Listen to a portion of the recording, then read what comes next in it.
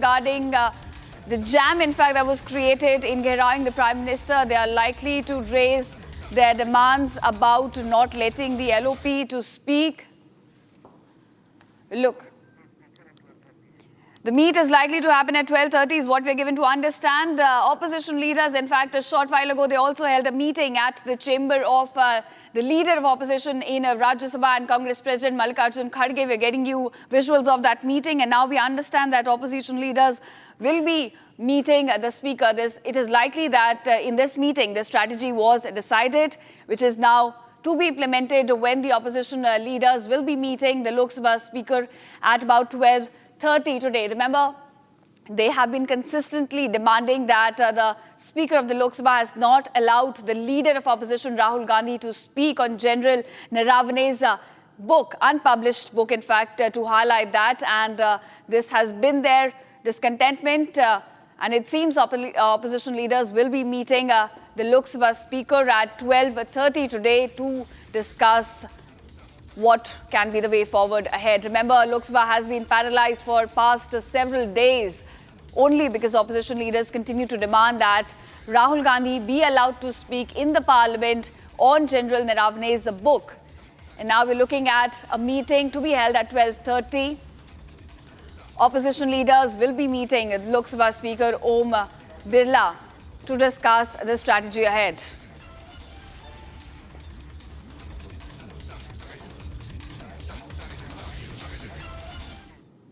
All right, viewers are shifting focus with the tensions ever unending with Pakistan. India's strategic infrastructure on the Indo-Pak border is much crucial. Now, Pakistan has many a times brought up the Indus Water Treaty in the United Nations. This when the terror neighbor itself is never compliant on agreements with India. But India has made its position very clear. And now the National Hydroelectric Power Corporation has also floated rupees 5,129 crore tender for the Sawalkot hydroelectric project on the Chenab River in Jammu. Now, it is among the first to be cleared after recent changes linked to the Indus Water Treaty located in Udhampur and Ramban. The project will include strategic tunnels, cofferdams, roads and dam construction. Once finished, it will be the largest hydropower project in Jammu and Kashmir and the third largest in India. Republic explains you the fine contours of this crucial project. Watch this detailed report.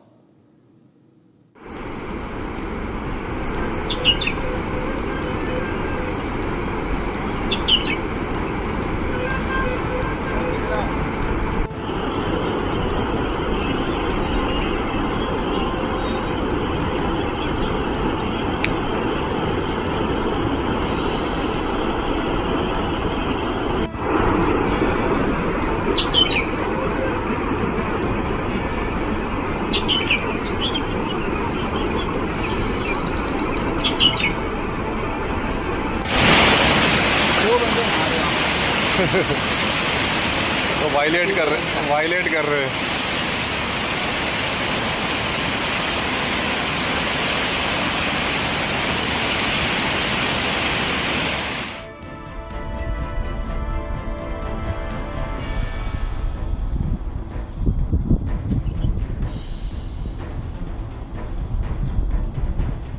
Recognizing the seriousness of this terrorist attack, the CCS decided upon the following measures.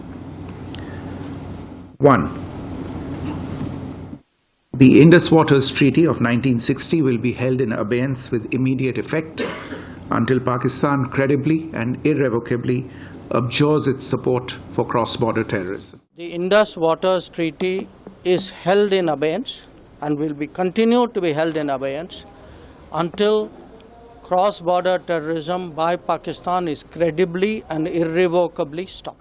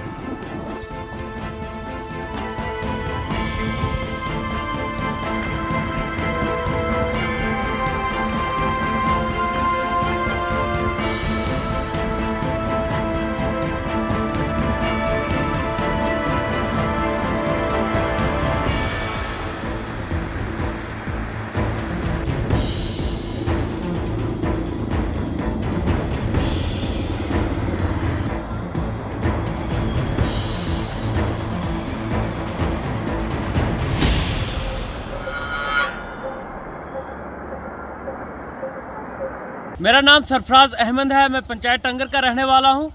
आज जो tender हुआ है 5130 करोड़ का, तो बेहद खुशी का ज़हर है, बहुत खुशी है यहाँ के लोगों के बीच में, जो हमें यहाँ के लोगों को रोज़गार मिलने को जा रहा है। तो 1965 से लेकर हमारे दादा बाप और हमें इंतज़ार था कि ये प्रोजेक्ट जो है ये कब लगेगा और हम इसमें काम करेंगे। तो आज हमारा अधूरा ख्वाब जो है वो पूरा होने को जा रहा है। बहुत ही खुशी की लहर है। यहाँ के नौजवान, बेरोज़गार नौजवान जो हैं वो उनको रोज़गार मिलेगा, यहाँ के दुकानदारों को जो है रोज़गार मिलेगा। यहाँ पर बिजली, पानी, रोड जो हमारे अधूरे काम आज तक हुए थे, पक्के काम नहीं हुए थे, कच्चे काम हुए थे, तो अब उम्मीदें कहीं ना कहीं उम्मीदें हैं कि ये काम जो है वो पक्के होंगे। अब हम ये चाहते हैं कि यहाँ प्रोजेक्ट जो है जल्दी से जल्दी इसका काम जो है लगाया जाए ताकि लोगों को रोज़गार मिले। तो उम्मीदें हैं कि जल्दी से काम जो है लग जाएगा। मेरा नाम सद्दाम बाली है, मैं एक सोशल एक्टिविस्ट हूँ। तो जिस तरह से सावलाकोट का जो टेंडर फिर फ्लोट हुआ यहाँ पे, तो अब जो है यहाँ सावलाकोट की वजह से जो टेंडर फ्लोट हुआ, यहाँ ज़िला रामबन खासकर बिलखुसूस टंगर के पंचायत की जो बैकवर्ड एक विलेज माना जाता है, डिस्ट्रिक्ट रामबन का आखिरी कॉर्नर है। इस प्रोजेक्ट के काम के चलने के साथ साथ यहाँ के लोगों की एक नई खुशी की लहर दौड़ चुकी है, क्योंकि ये जो प्रोजेक्ट है एक अच्छा रोज़गार मुहैया करेगा, जो इंफ्रास्ट्रक्चर डेवलप होगा। और उम्मीद करते हैं कि इस प्रोजेक्ट के चलने के साथ साथ इस इलाके की तरक्की जो है, खुसूसन इस सावलाकोट जो इस रोड की हम इस हालात देखें तो काफ़ी खस्ते। इस प्रोजेक्ट के चलने के साथ साथ इस जो सावलाकोट रोड की हालत है ये भी सुधरने की उम्मीद है। और ख़ासकर जो एम्प्लॉयमेंट है, यहाँ लोकल एम्प्लॉयमेंट जो अपॉर्चुनिटीज़ है वो जनरेट होंगी और इंफ्रास्ट्रक्चर यहाँ का डेवलपमेंट होगा और जो इकोनॉमिक एक्टिविटीज़ है वो भी यहाँ की जो है ज़रूर डेवलप होगी।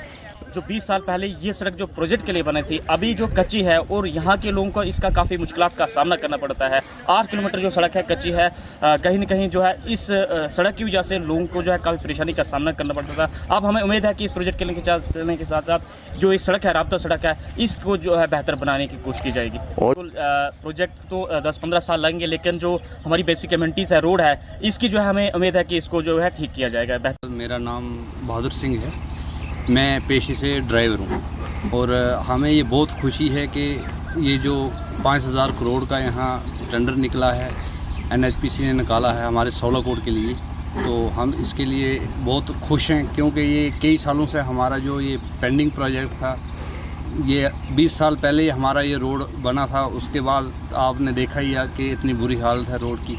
तो हमें ये खुशी है कि ये हमारा प्रोजेक्ट आने की वजह से हमारे इलाके का रोड बनेगा, हमारे गांव की तरक्की होगी, इलाके की, हमारे पूरे डिस्ट्रिक्ट रामबन की, और रोज़गार मिलेगा। सबसे बड़ी ये है कि 20 साल से यहाँ लोग इंतज़ार में हैं कि दिन लगाने से मजबूर हैं, और आज ये प्रोजेक्ट आया है, टेंडर निकला है, तो हमें रोज़गार मिलेगा हम लोगों के। मैं बचपन से सुनते आ रहे हैं कि ये प्रोजेक्ट लगने वाला है, बन रहा है, मगर लोग वेटिंग में थे। तो आज ये टेंडर निकला, हमें बहुत बड़ी खुशी है कि NHPC ने निकाला और हम लोग यहाँ काम करेंगे।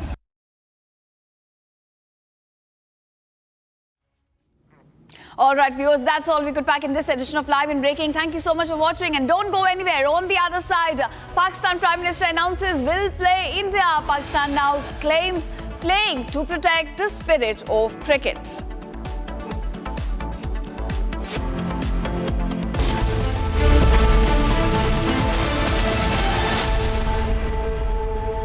दादी के हाथों का जादू और खुशबू से महकता घर, माँ की मुस्कुराहट और खाने की सुगंध। MDH गरम मसाला, क्योंकि हर रिश्ता है स्वाद से जुड़ा।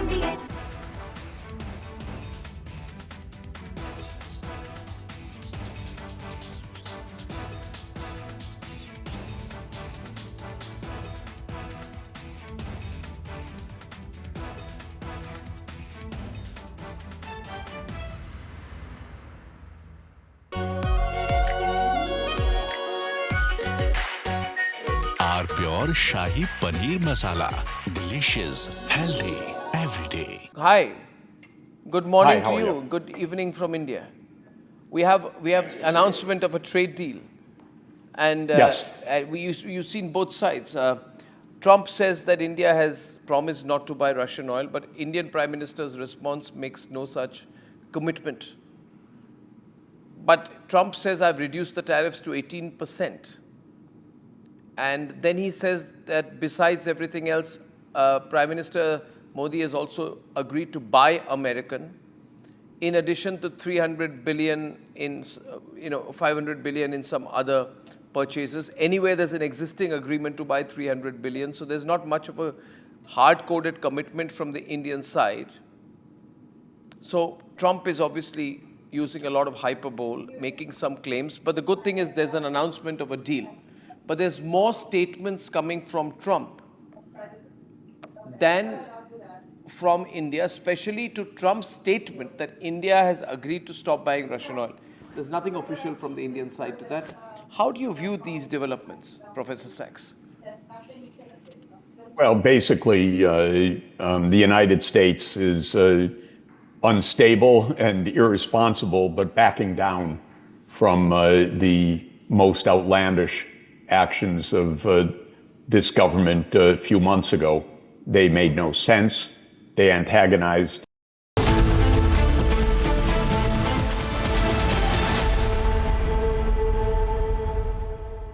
थोड़े में ज्यादा स्वाद ये तो है इसकी खास बात। वाओ मामा, क्या स्वाद है? अरे मेरे राजा, सबका राजा आर्थिक मसाला।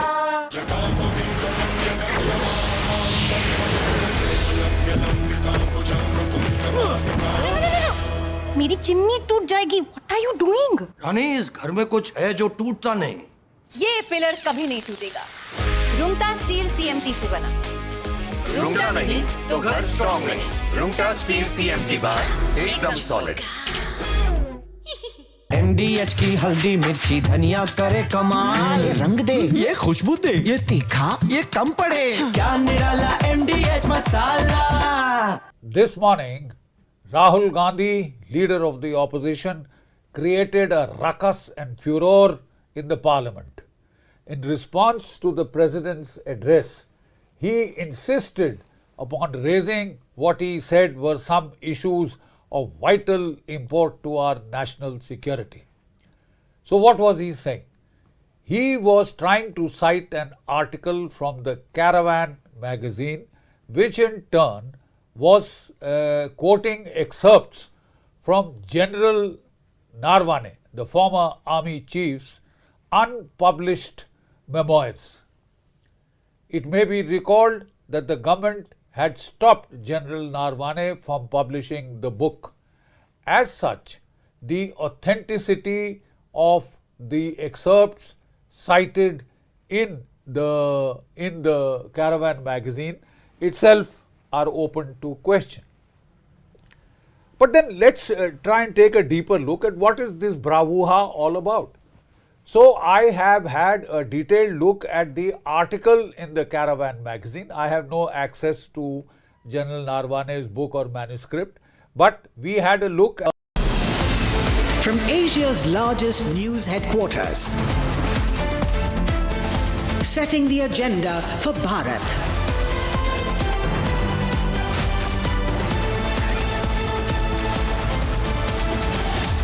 You're watching Republic.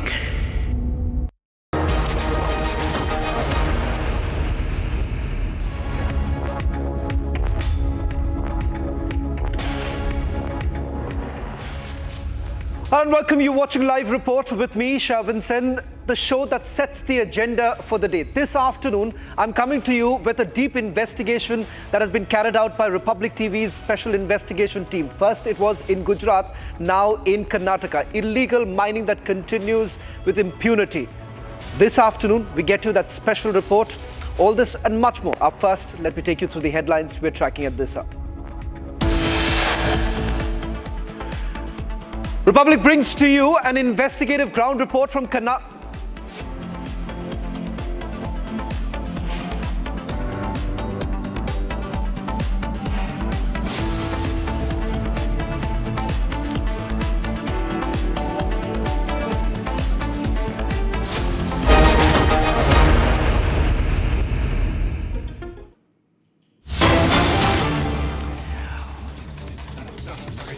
Parliamentary Affairs Minister Kiran Rijiju has now released the latest video from inside the Parliament, where opposition parliamentarians can be seen creating a ruckus inside the Parliament. Now, government has essentially opened up a new front altogether.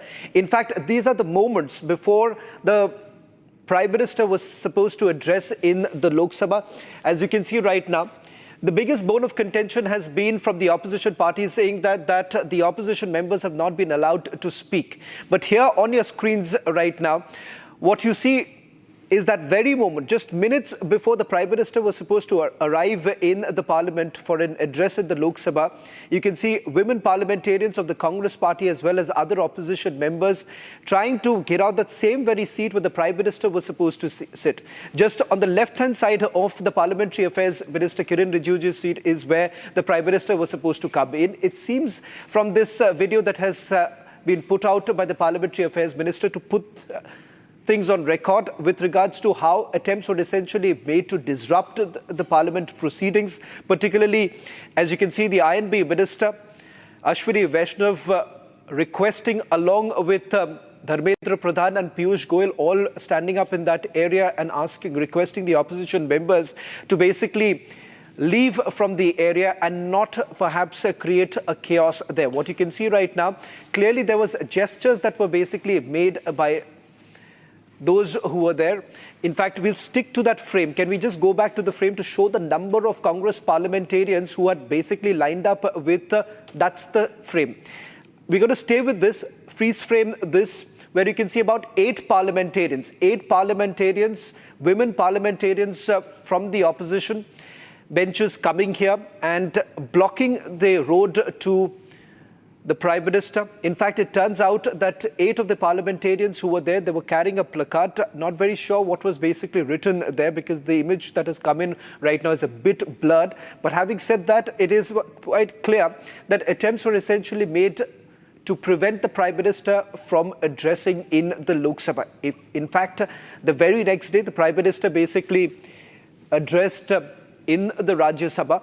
In fact, the opposition members have been saying that they have not done anything wrong. What's wrong?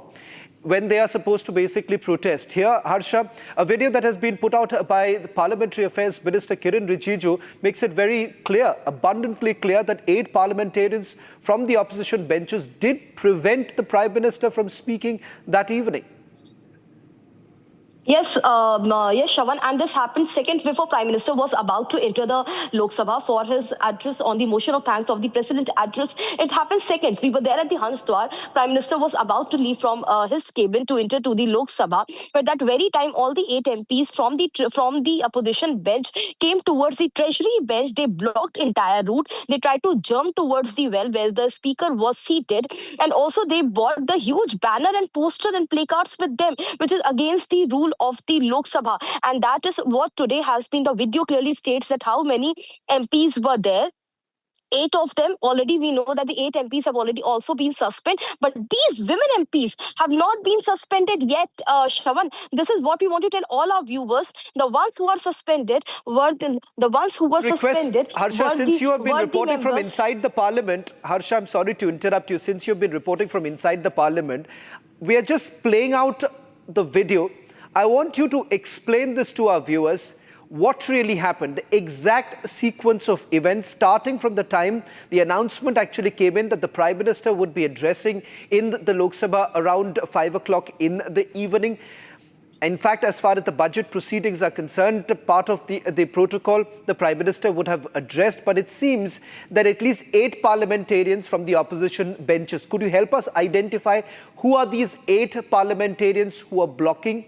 And when you spoke to Priyanka Gandhi that very afternoon, what did she have to say? Priyanka Gandhi clearly told me, Shravan, when I asked her that it was a disrespect of the Speaker and the Parliament. Priyanka Gandhi stated, just so what? So what? We didn't do anything bad. We were not there to hurt Prime Minister, because Speaker specifically mentioned, when he mentioned what happened that day in the Lok Sabha, Speaker mentioned that it was the plan of the opposition leaders, opposition MPs to harm so that any untoward incident would have taken place in Lok Sabha. And he got this information intel, and therefore he urged Prime Minister not to come in the house that day. It was Speaker who spoke to Prime Minister not to enter the Lok Sabha, because in fact, Harsha, it seems the Parliamentary Affairs Minister Kiren Rijiju. Well, members, please go back to your seats. Honorable members, please go back to your seats. Let the budget discussion start. The House stand adjourned to meet again at 2 p.m. Yet again, the House has now been adjourned. It seems that there was chaos inside the Lok Sabha. I'll go across to Harsha for a quick update of what's really happening. Harsha, the second consecutive day where the Lok Sabha has been adjourned now till 2 p.m.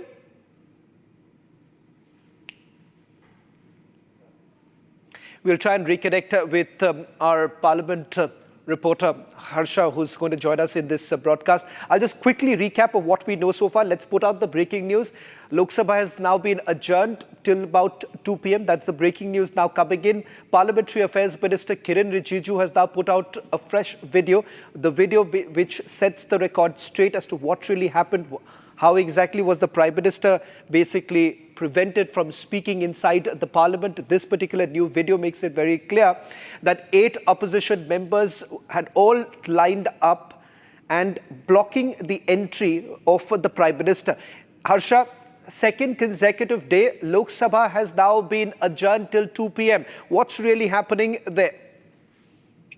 So Lok Sabha had been adjourned, and it's because of the continuous ruckus and chaos from the side of the opposition party. Shravan, it doesn't look like that this budget session will go smoothly, because there are several leaders who want to speak on the budget speech. They wanted to speak on motion of thanks of President as well. But because of the ruckus and disruption by the Congress party majorly, the leaders have not been able to speak. And the particular leaders have also met Speaker by continuously telling them, if it's particularly in Congress party, if they are there who are not speaking and creating disruption, but the other leaders want to speak, then some stringent action should be taken against LOP and against the Congress leaders who are disrupting the Parliament. Today, again, Shravan, at 12:30, there's a meeting of the Congress party leaders, opposition leaders with the Speaker. At 12:30, all of them will be meeting Speaker once again, so that there could be a deadlock, something could be arranged, and there's no disruption from the side of Rahul Gandhi specifically. Shravan, every day when the Parliament resumes, and the fresh day, morning 11 o'clock, all the opposition leaders, especially the opposition bench, KC Venugopal, Rahul Gandhi, and the leaders of the opposition party TMC and the South leaders, Jyoti Mani and Varsha Gaikwad, they all stand, they start shouting, sloganeering, they bring placards in the House, which is against the rules of the House. And the Speaker clearly has stated, if this will be the situation in the House will not be able to function. Parliamentary Affairs Minister Kiren Rijiju every day stands up and states that LOP will be allowed to speak, but LOP has to understand that he can't mention the things which are unpublished. And LOP is adamant on again and again taking the name of the General Nirvane's book when everything is out and open, when the publisher itself has stated that the book is never published. Then also they are adamant that this book will be mentioned. The ruckus and chaos remains the same. There's no deadlock over the disruption created by opposition party. We have to wait exactly what will happen today at 12:30 when all these opposition party leaders will be meeting Speaker, because, Shravan, we spoke to Abhishek Banerjee, we spoke to the leaders of the other parties like Samajwadi Party and the RSP, who are the indie members. They stated that they want Parliament to run. They want Parliament to run. Fact, imagine TMC wants Parliament to run. Okay, so it seems that there is a divide within the opposition benches right now as far as what would be the strategy adopted by them. TMC seems to have now indicating that they want the parliamentary proceedings to continue, but it seems the Congress is not on the same page. Now, this is what Parliamentary Affairs Minister Kiren Rijiju had to say a short while back. Listen in.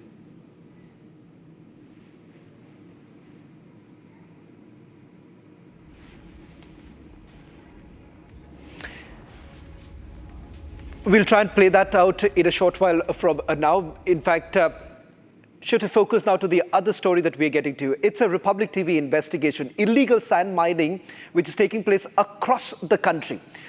Yesterday afternoon, we got you the story from Gujarat where Orsang River was being mined. And now it seems the same is happening in Yadgir district along the Krishna River, where locals have now come out in the open complaining about how heavy machinery has been brought in. Hundreds of trucks extracting sand day and night. The situation has only worsened with clashes taking place, clashes that have broken out with sand mafia members over control of trade. Yet authorities allegedly remain inactive. Multiple complaints, officials from the police, revenue, mines and geology departments have all, it appears, have turned a blind eye, emboldening the mafia to continue their destructive activities. In fact, residents are now demanding immediate and strict action to stop illegal mining, which is ravaging the Krishna River and threatening the environment. Take a look at this Ground report.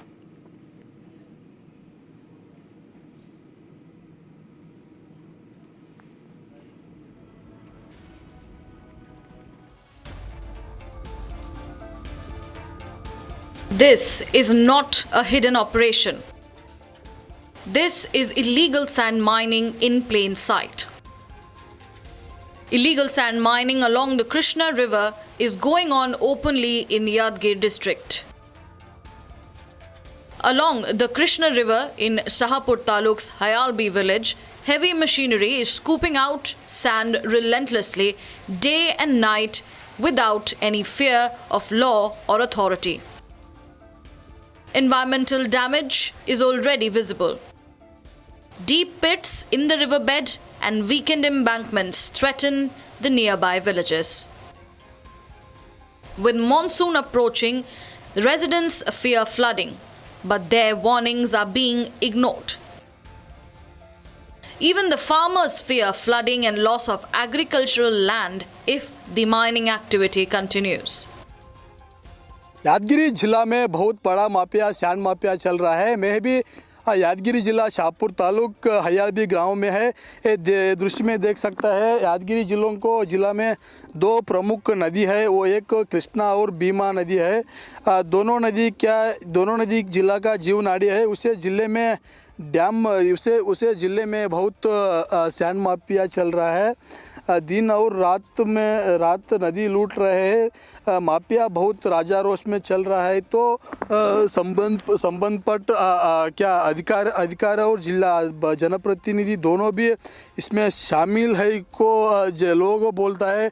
क्या बहुत बड़ा आदमी चलता है, इसके पीछे बहुत आदमी का हाथ में है को लोगों बहुत आता है। अधिकार और जनप्रतिनिधि दोनों भी इसमें शामिल में वे सकता है।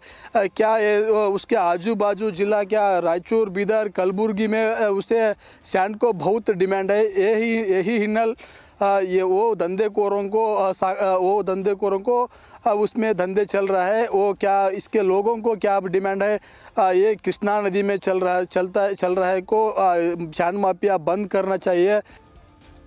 About 15 days ago, clashes reportedly broke out among rival sand mafia groups in the same village, allegedly over control of illegal land mining. Despite this violent incident, mining operations continue without fear. Angry residents are now demanding immediate and strict action against the sand mafia. Calls are being made for authorities to stop the illegal mining and protect the Krishna River before irreversible damage is done.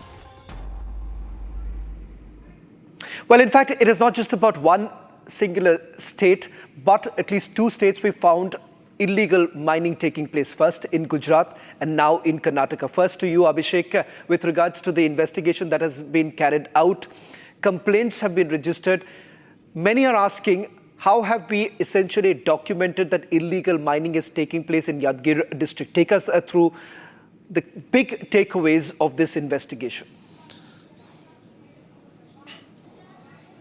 Shravan, despite knowing that the sand mafia is operating illegally day and night, 24/7, 365 days, the officials of the Revenue Department, the District Administration and the Mines and the Geology Department officials are acting as though they are deaf and dumb with respect to the sand mafia, which has clearly been alleged by the district persons or the people, the localites within the district, mentioning the fact that all these officials who had to stop the illegal sand mafia are involved in the entire scam, and they are getting their regular cut from the sand mafia persons. And also, we shouldn't forget the fact that there was a fight which had broken out a couple of months ago with respect to who owns the mafia.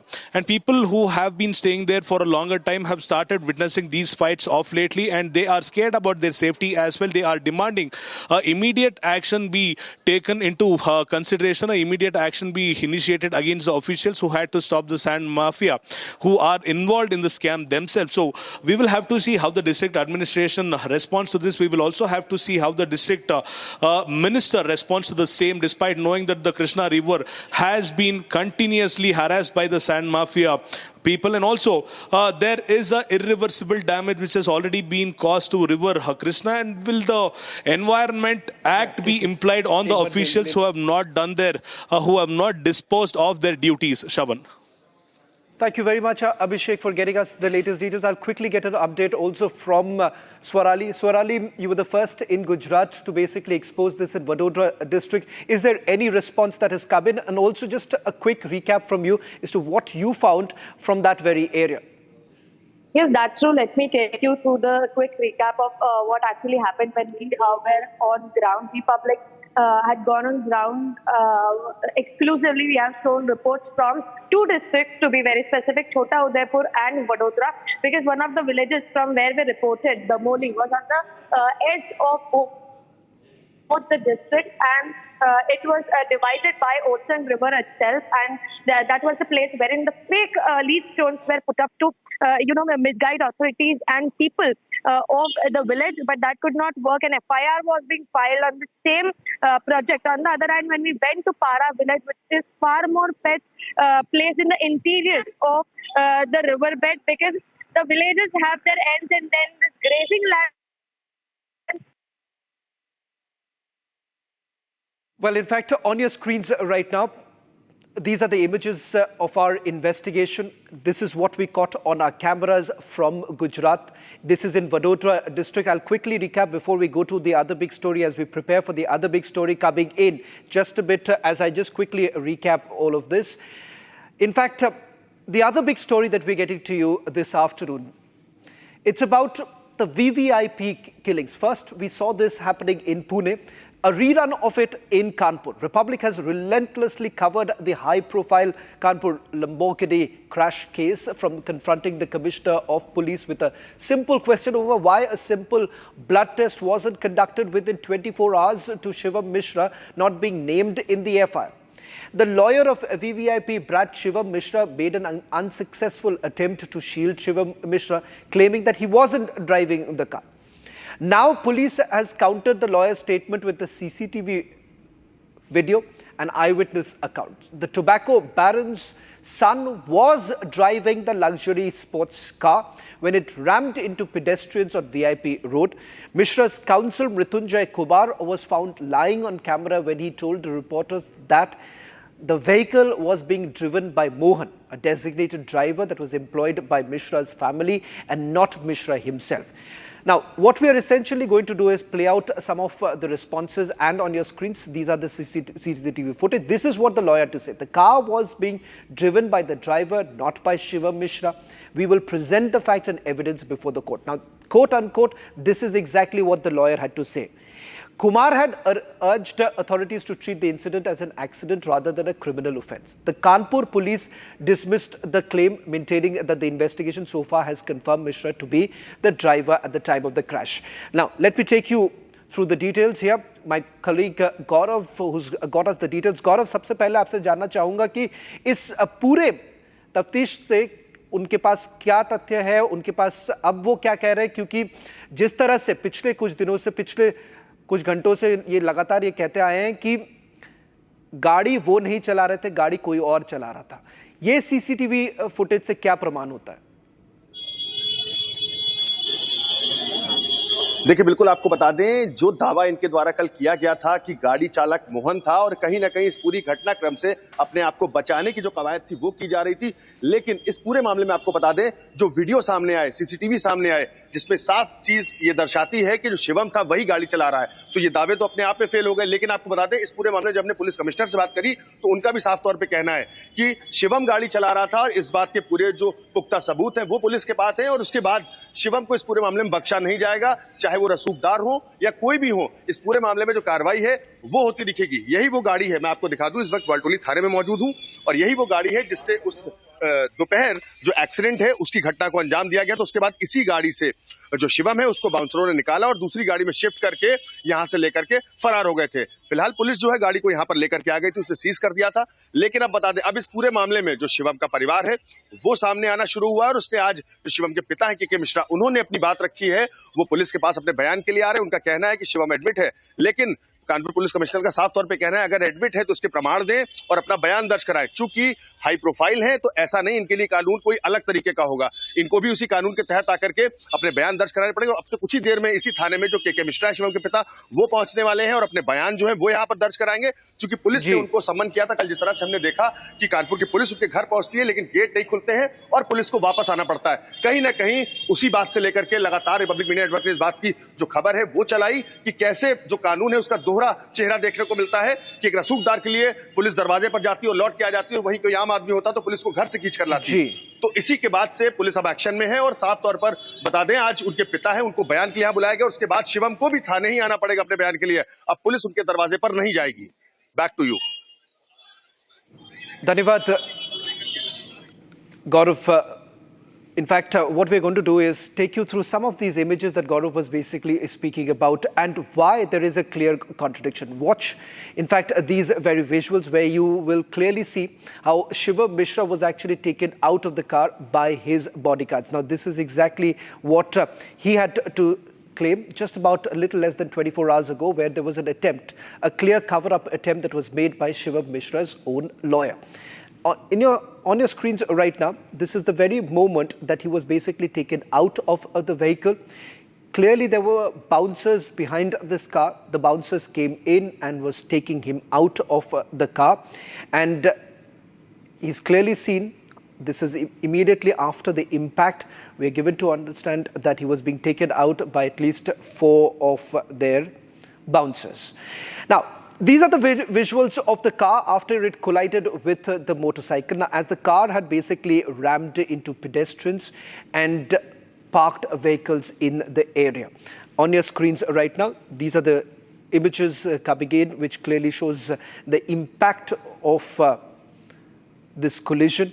In fact, the motorcycle which had rammed into, and thereafter we're given to understand the person concerned was taken to the hospital. Now, watch this video where Shivam Mishra can be seen at the terrace of his home. The reason why we are showing this, because it turns out that the Kanpur police had to go to his residence only because they wanted to record a statement. All this while, remember, his name did not even surface in the FIR. A question that was asked to the Kanpur police as to why such a long rope was being given to this man. Is it because of the fact that he is the son of a tobacco baron? There's no answer really coming in from the investigators. In fact, when the first question that was posed by Republic TV, the answer that we essentially got from them was that the matter is being investigated, and once the investigation gains momentum, perhaps something would be done. Well, that's all that we could pack in this edition of Live Report. News and updates continue on the other side.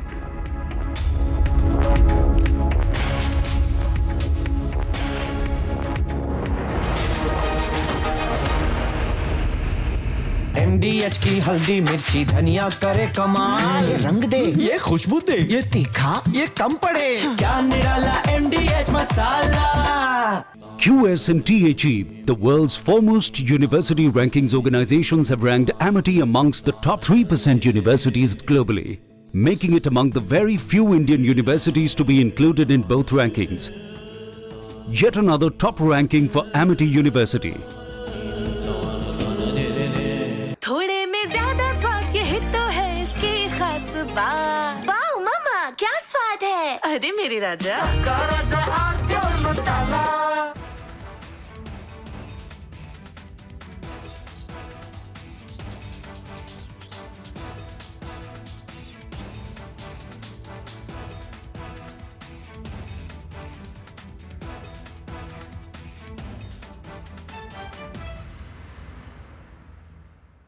Secret recipe MDH का जीरा SIP जल जीरा मसाला। SIP SIP जीरा SIP MDH का जल जीरा SIP MDH का जल जीरा SIP. Hi, good morning Hi, how to are you. you? Good evening from India.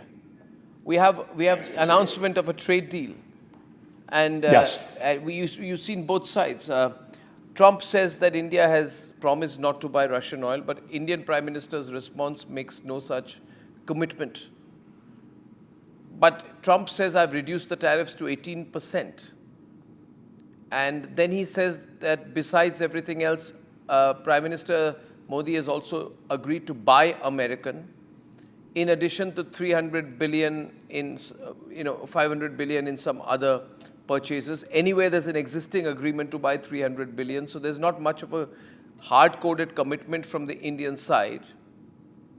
So Trump is obviously using a lot of hyperbole, making some claims, but the good thing is there's an announcement of a deal. But there's more statements coming from Trump than from India, especially to Trump's statement that India has agreed to stop buying Russian oil. There's nothing official from the Indian side to that. How do you view these developments, Professor Sachs? Well, basically, the United States is unstable and irresponsible, but backing down from the most outlandish actions of this government a few months ago. They made no sense. They antagonized India. They disrupted trade. And I think somebody finally explained to Trump that none of this was serving any American interests at all. And so Trump has backed down to an important extent. Our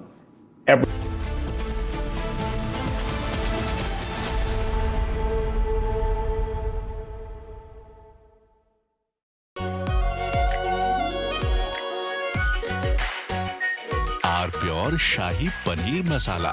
Delicious, healthy, every day. इसको घर पे लगाओगे तो शादी का तो पता नहीं, पर घर पक्का नहीं टूटेगा। रुंगटा नहीं तो घर स्ट्रॉन्ग नहीं। रुंगटा स्टील TMT बार एकदम सॉलिड। पहाड़ों में एक हाइकिंग स्टिक भी बन सकती है।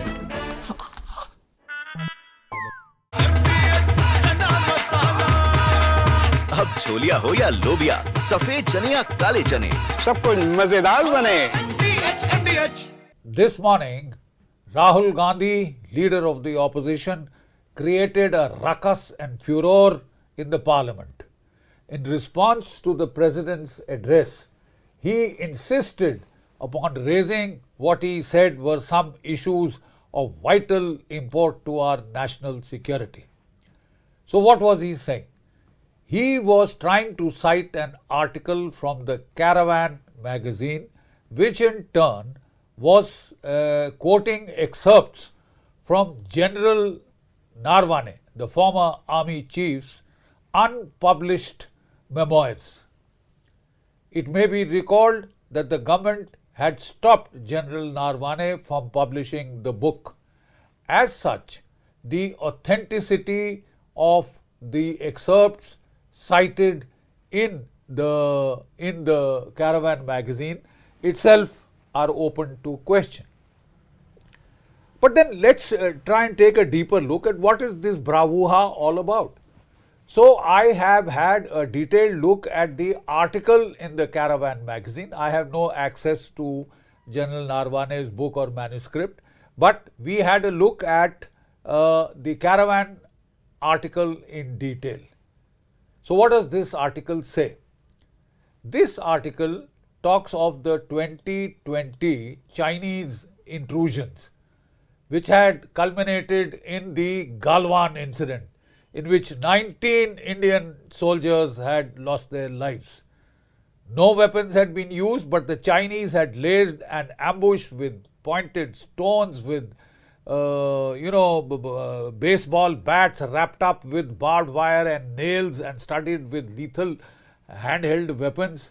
You see, 19 Indians had been killed, but in response our soldiers had given an excellent account of themselves in hand-to-hand combat, and it is said that 45, some claim up to 100 Chinese soldiers.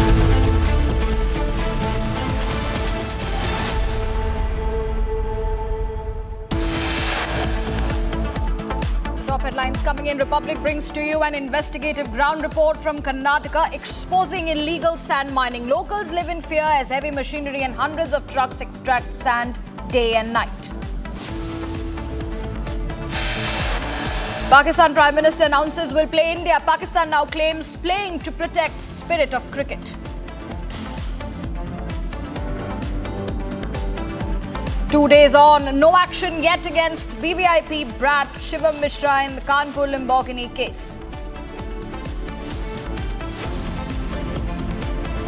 Delhi police files case over leak of former Army Chief General Naravane's unapproved book 4 Stars of Destiny.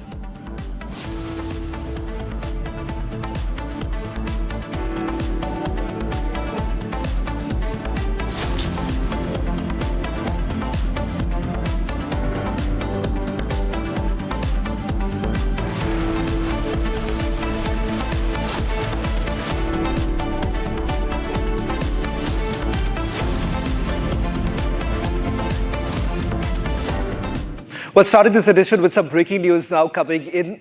More trouble for Anil Ambani as well as his wife, Tina Ambani. We are now given to understand that the Directorate has issued fresh summons to Tina Ambani for 17th of February. This after she did not respond to the summons that were issued to her earlier. She was asked to appear before the Enforcement Directorate's headquarters here in the national capital on Monday. As far as Anil Ambani is concerned, Anil Ambani has now been asked to appear before the Enforcement Directorate on 18th of February. This comes after the Supreme Court had basically intervened, asking the central agencies to submit a status report on this entire matter at the earliest. In fact, they were basically asked to submit the report by the end of the month, and for the next 3 months, a status report is to be submitted before the Supreme Court. SIT has also been formed, which will basically be looking into this entire matter. SIT would be formed by the Central Bureau of Investigation and the Enforcement Directorate. Anil Ambani and Tina Ambani have now been called in for questioning. Remember, multiple cases have already been filed by the Enforcement Directorate. This is with regards to the bank fraud scam, in which allegations have been leveled against Anil Ambani that companies linked to Anil Ambani have basically siphoned off funds between 2017 and 2019. In fact, a consortium of banks had also filed a complaint before the Central Bureau of Investigation with regards to funds being transferred. In fact, my colleague Pranav is also joining us on this broadcast from the digital newsroom. Pranav, this is perhaps the second time that Anil Ambani is now being called in for questioning. You've also been in touch with companies linked to Anil Ambani. What is it that they have to say on this entire matter? Because it seems fresh cases have also been registered, not just a PMLA case, but a FEMA case has also been registered against Anil Ambani.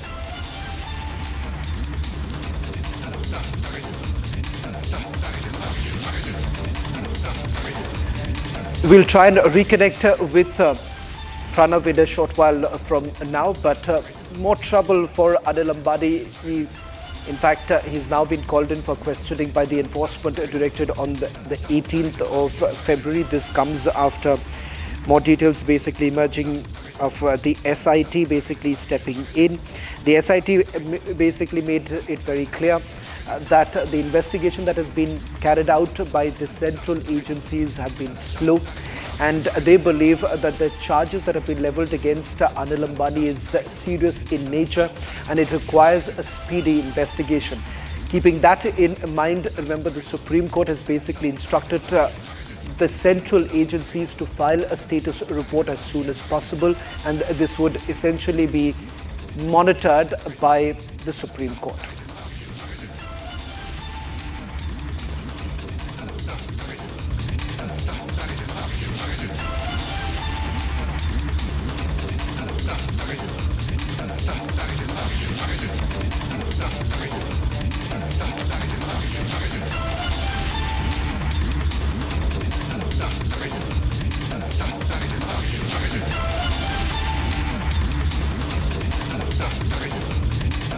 Right, moving on from that, some more news and updates coming in. The Defence Acquisition Council is likely to meet this week to approve a deal for 114 Rafale fighter jets from France worth rupees 3.25 lakh crore. The key meeting comes ahead of Macron's visit, making it all the more crucial. Now, the proposal, which has already been cleared by the Defence Procurement Board, involves buying 18 aircraft in flyaway condition and also manufacturing the rest in India with up to 60% indigenous content. Now, about 80% of the jets will be made domestically, boosting India's aerospace industry. Now, the deal is expected to be finalized during French President's visit to India for the Artificial Intelligence Summit. That will be from February 18 to 20. If approved, India will operate around 176 Rafale fighters, making it the largest Rafale operator globally. So that's a big defense push coming in, viewers, for India, where an important deal is all slated to be inked. The Defense Acquisition Council is all likely to meet this week. They will be approving a deal for 114 Rafale fighter jets from France, amounting to roughly around rupees 3.25 lakh crore. And this meeting is very, very crucial as it comes ahead of the French president's visit, and it becomes very crucial here with the proposal. It has already been cleared by the Defense Procurement Board, and this involves the buying of 18 aircraft in flyaway condition and also manufacturing of the rest in India. Now, this will give an indigenous boost to up to 60%. And the good news is that about 80% of the jets will be now made domestically, boosting India's aerospace industry. We are also given to understand that the deal is expected to be finalized during Macron's visit to India. He will be in India from February 18 to 20. And this visit is going to be for the Artificial Intelligence Summit. And if this deal is approved, then India will be operating around 176 Rafale fighters, making it the largest Rafale operator globally.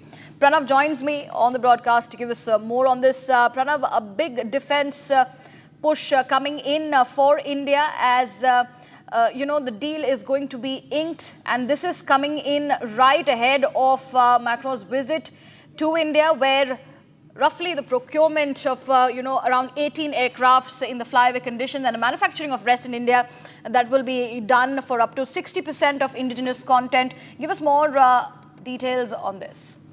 Well, absolutely. In fact, we are expecting that the Defense Acquisition Council, which is headed by Defense Minister Rajnath Singh, which is the apex body for making decisions on the procurement of equipment, is expected to consider this matter. It is likely that the contract for the AON, that is the acceptance of necessity, which is what the Defense Acquisition Council will be considering for buying of Rafales for the Indian Air Force as well as for the Indian Navy. As you rightly said, after the AON, it will then go to the Defense Procurement Board and then the Cabinet Committee on Security, which will give final clearances to the Rafales. Yes, about 18 of these will be manufactured, will be flown down in flyaway condition, and the remaining will be produced and manufactured in India, and that is what is expected to give a boost to indigenous defense manufacturing. That's right.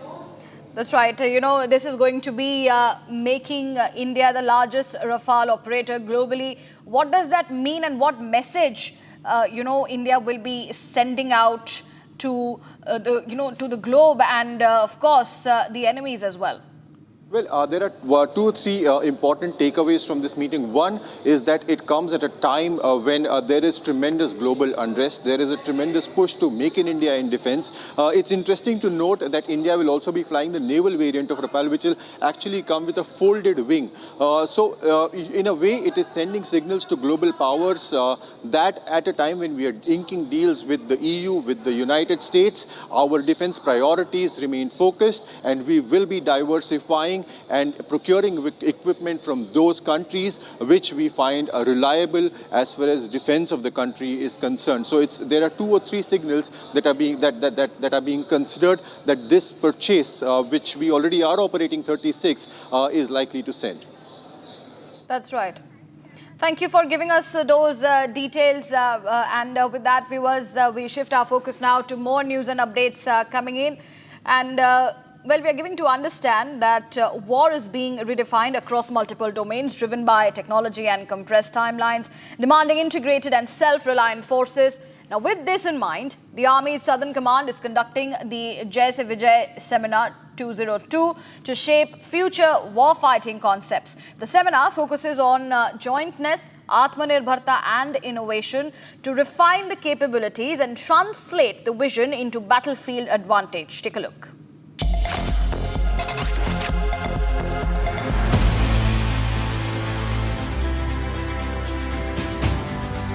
The character of war is transforming, faster, deeper, and unforgiving.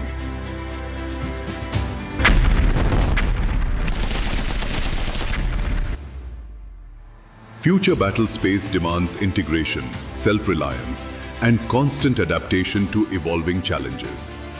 The mantra to transformation is Jai, jointness, the path to integration, one force, one mission, one purpose.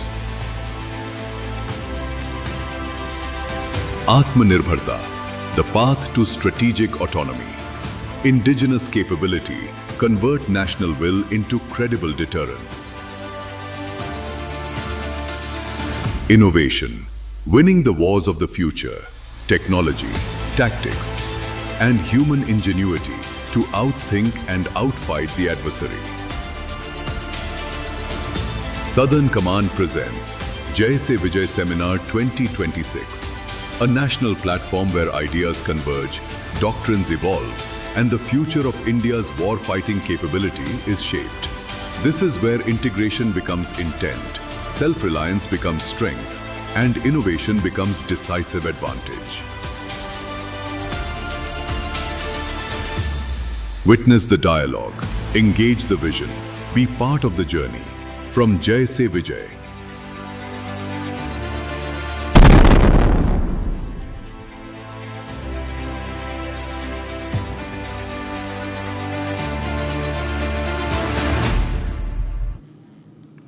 And viewers, moving on, let's get you some more news and updates coming in. We bring you Bharat in 1 minute. In a tragic incident in Mathura district, a family of 5 allegedly committed suicide together by consuming poison. The bodies were discovered with milk glasses nearby, sparking initial panic and questions of foul play. The police suspect a joint suicide pact.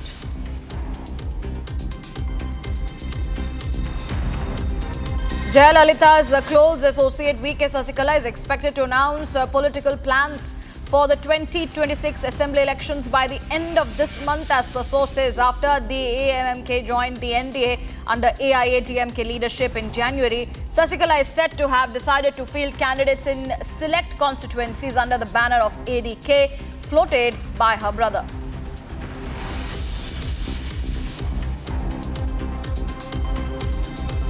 Days after oath-taking, Sunetra Pawar, wife of late NCP leader Ajit Pawar, officially took charge as Deputy Chief Minister of Maharashtra.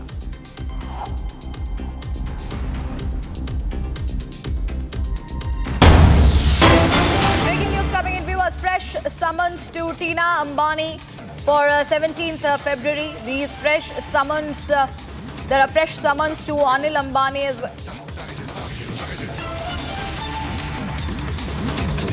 All right, we have some more breaking developments coming in. NDA, ally parties and first-time MPs of the LJP, Shiv Sena, BJP, JDU met Speaker Om Birla and urged him to let the House run and take action against the Leader of Opposition for not letting the House function.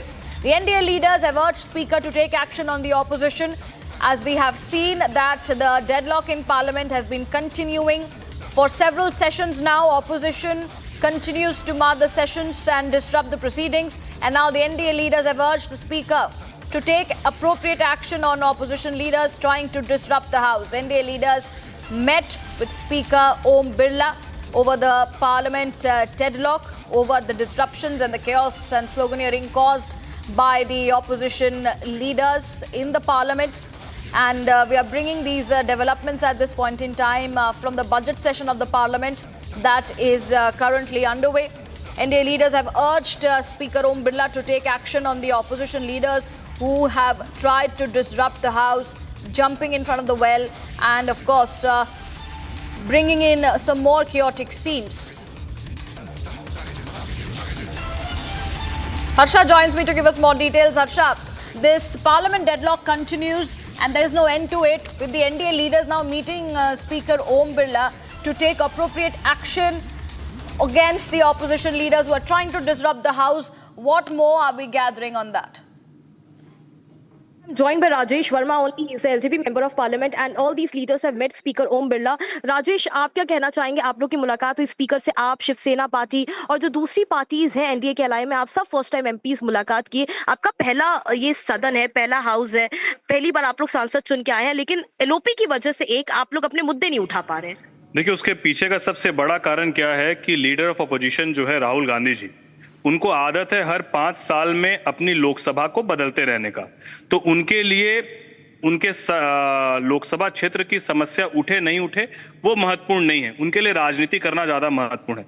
लेकिन हम जैसे जो पहली बार जीत कर आए सांसद हैं, हम लोग को उसी लोकसभा से बार बार चुनाव लड़ना है और चुनाव जीतना है।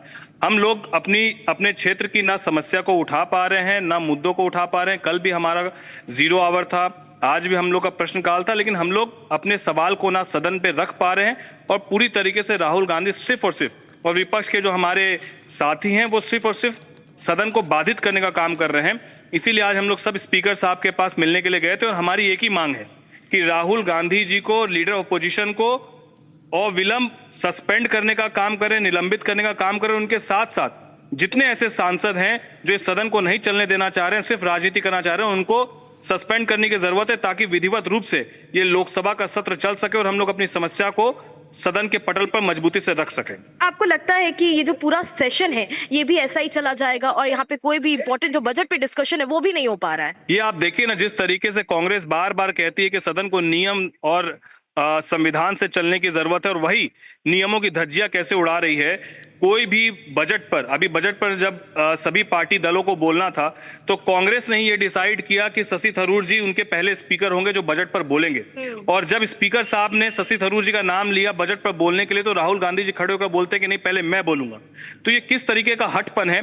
एक हठ बालक के कारण पूरा का पूरा सदन बाधित हो रहा है। इस बात को समझने की जरूरत है कि जो नियम की दुहाई देते हैं वही नियम की धज्जियां उड़ाते हुए आज नजर आ रहे हैं, और ऐसे विपक्ष को अविलंब सस्पेंड करने की जरूरत है ताकि हम सब अपनी बात को रख सके लोकसभा के पटल पर। क्या ये कह सकते हैं कि आप सबकी डिमांड है कि राहुल गांधी को केवल सस्पेंड कर दिया जाए तो हाउस सुचारू रूप से चलेगा? राहुल गांधी जी समेत कुछ एक और ऐसे विपक्ष के सांसद हैं जिन्होंने नियमों की धज्जियां उड़ाई, जिन्होंने पूरी तरीके से असंवैधानिक अपनी हरकतों को दिखाने का काम किया, जो प्रधानमंत्री जी की कुर्सी तक आकर पोस्टर बैनर दिखाकर और मर्यादित भाषाएं बोलकर हंगामा खड़ा करके लोकसभा के सदन के अंदर जो काम किया था, जिन्होंने, उन सबको सस्पेंड करने की जरूरत है ताकि एक स्पष्ट रूप से एक मैसेज जाए कि जो लोग नियम विरुद्ध और संविधान का उल्लंघन करेंगे उनको अविलंब सस्पेंड किया जाएगा। और ये एक बेंचमार्क सेट करने की जरूरत है। इसके लिए हम लोग स्पीकर साहब से मिलने भी जा रहे हैं। क्या स्पीकर ने कोई आश्वासन दिया आप लोगों को कि कोई एक्शन लिया जाएगा, क्योंकि हाउस नहीं चल पा रहा है? नहीं, अभी एक विस्तृत रूप से हम लोग की स्पीकर साहब की मुलाकात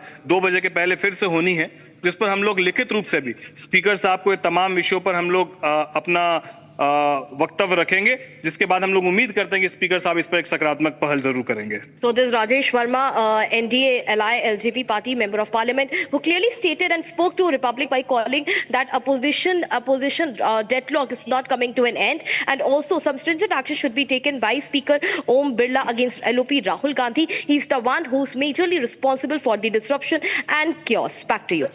Harsha, what is the opposition saying in this regard? Because the NDA leaders have already met the speaker. They have urged the speaker to take action against the opposition leaders, of course, especially against Rahul Gandhi. But what is the, sense coming in from the side of the opposition in these developments?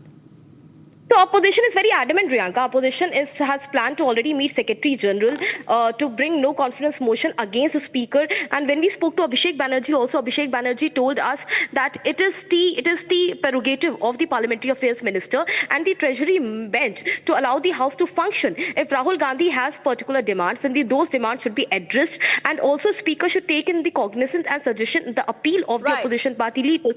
Let's see, Priyanka, because a meeting of opposition party is also scheduled with the Speaker today at around 12:30. We're all waiting for that meeting to happen. Back to you. Okay. Harsha, thank you for bringing us those details from the Parliament, and the deadlock continues. And viewers, with that, let's take a look what's coming up next. Republic brings to you an investigative ground report from Karnataka exposing illegal sand mining. Locals are living in fear as heavy machinery and hundreds of trucks extract sand day and night.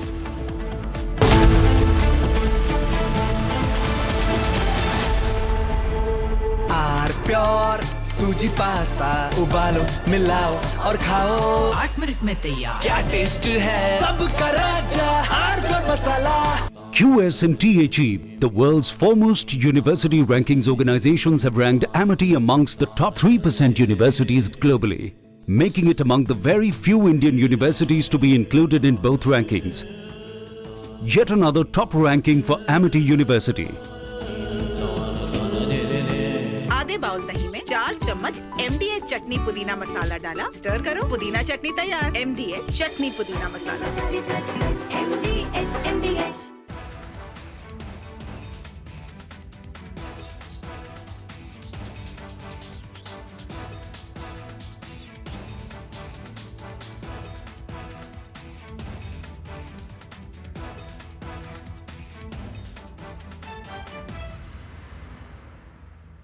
Hi, good morning Hi, to how are you. you? Good evening from India.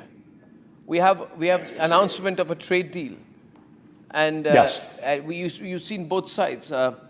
Trump says that India has promised not to buy Russian oil, but Indian Prime Minister's response makes no such commitment. But Trump says I've reduced the tariffs to 18%, and then he says that besides everything else, Prime Minister Modi has also agreed to buy American, in addition to 300 billion in, 500 billion in some other purchases. Anyway, there's an existing agreement to buy 300 billion, so there's not much of a hard-coded commitment from the Indian side. So Trump is obviously using a lot of hyperbole, making some claims, but the good thing is there's an announcement of a deal. But there's more statements coming from Trump than from India, especially to Trump's statement that India has agreed to stop buying Russian oil. There's nothing official from the Indian side to that. How do you view these developments, Professor Sachs? Well, basically, the United States is unstable and irresponsible, but backing down from the most outlandish actions of this government a few months ago. They made no sense. They antagonized India. They disrupted trade. And I think somebody finally explained to Trump that none of this was serving any American interests at all. And so Trump has backed down to an important extent. Everything about Trump and trade is erratic, not sensible, not accomplishing any U.S. goals, but better 18% tariffs than 50% tariffs or 500% tariffs. But I wouldn't take at face value any single statement by the U.S. government. I think everything is just complete improvisation, a lot of baloney, a lot of malarkey, but probably somebody has prevailed inside.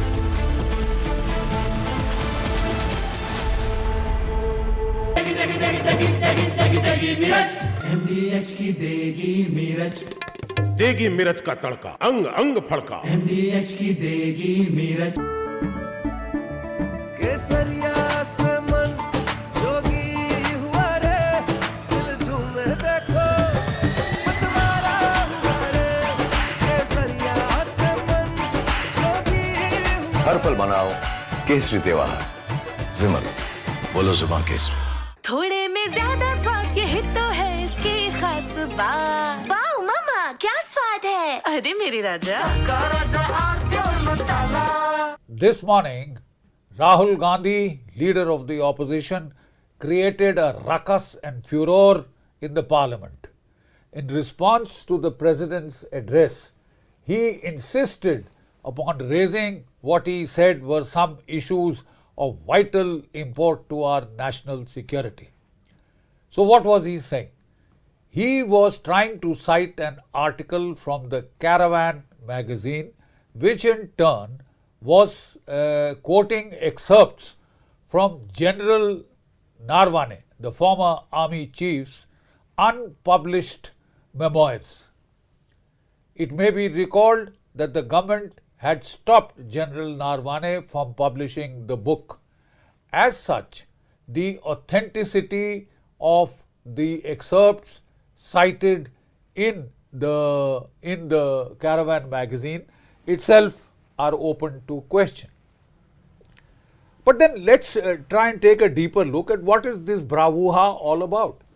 So I have had a detailed look at the article in the Caravan magazine. I have no access to General Narwane's book or manuscript, but we had a look at the Caravan article in detail. So what does this article say?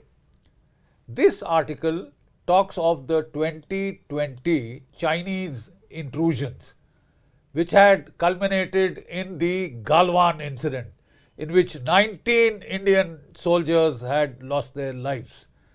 No weapons had been used, but the Chinese had laid an ambush with pointed stones, with baseball bats wrapped up with barbed wire and nails and studded with lethal handheld weapons. You see, 19 Indians had been killed, but in response our soldiers had given an excellent account of themselves in hand-to-hand combat, and it is said that 45, some claim up to 100 Chinese soldiers were killed, which they tried to hide by saying they had lost just 5 soldiers. The simple fact is that after this violent incident leading to 19 fatalities on the Indian side, we should have thrown the 1996 Peace and Tranquility Accord into the bloody dustbin. Dustbin. Because that accord says that you can't use your weapons. And then you have to get into unseeming boxing matches, kushti matches, karate, this thing, and then start using sticks and stones and all that primitive. From Asia's largest news headquarters, setting the agenda for Bharat.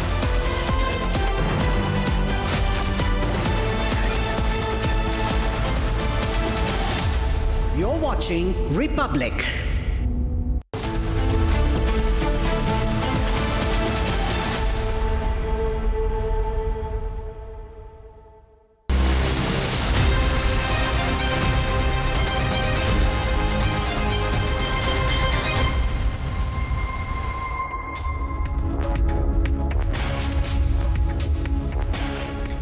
A very warm welcome, viewers. You're watching the Republic TV. This is Shivam Dutt Mehta, and in this bulletin our top focus will be on the Lamborghini crash case, where the lawyer of Shivam Mishra tried to cover up the entire case while he was saying that Shivam Mishra was not there on the driving seat, while the police have released a new CCTV video of the Lamborghini being driven allegedly by Shivam Mishra. And also yesterday we showed you the visuals where he was being removed from the Lamborghini by his bodyguards. We'll get you all the details in this story and a lot more, but first up the headlines. Republic brings to you an investigative ground report from Karnataka exposing illegal sand mining. Locals live in fear as heavy machinery and hundreds of trucks extract sand day and night.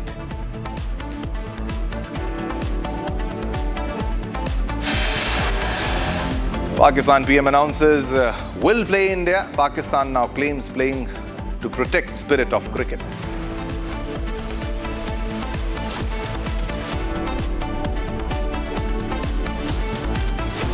Two days on, no action yet against VVIP brat Shivam Mishra in Kanpur Lamborghini case. All right, uproar over play on Arnab Goswami in Ahmedabad. NSUI vandalized premises, show cancelled in 3 cities.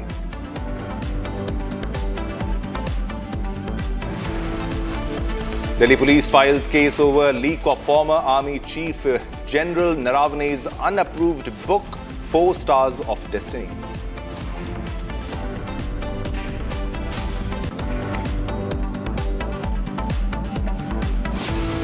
ED issues fresh summons to Tina Ambani in a money laundering case. She was asked to depose on Monday, but she did not do so.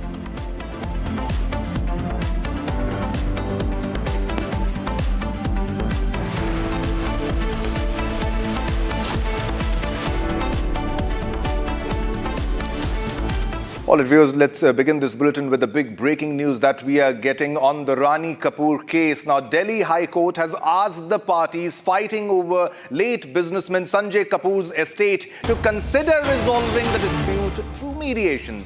Now, Justice Mini Pushkarna today said that the case reflects a very sorry state of affairs and a lot of dirty linen was being washed in the open. Now, the court said that all the parties to the dispute have suffered a great loss. The Delhi High Court has asked the parties fighting over late businessman Sanjay Kapoor's estate to consider resolving the dispute through mediation. Justice Mini Pushkarna today said that the case reflects a very sorry state of affairs and a lot of dirty linen was being washed in the open. The court said that all the parties to the dispute have suffered a great loss, but God has blessed them with significant financial wealth, which should be enjoyed by everyone in a good manner. Now, this blessing should not be turned into a curse.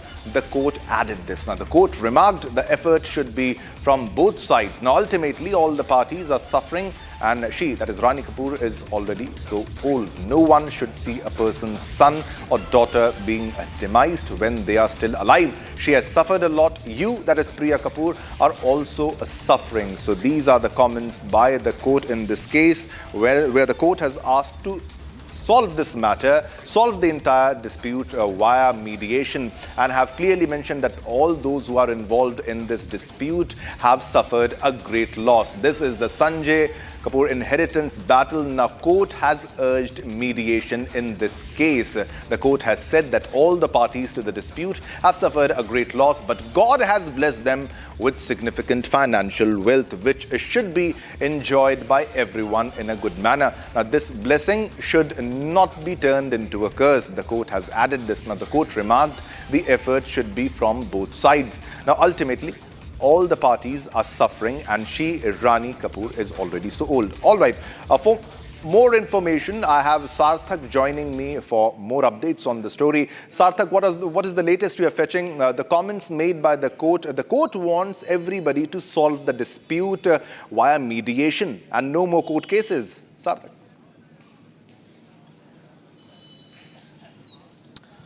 Well, Shivam, you are absolutely right. Today, the Delhi High Court has directed both the parties to resolve their issues through mediation.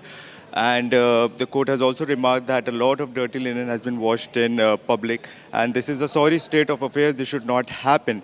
Both the parties have suffered, especially Rani Kapoor and Priya Kapoor.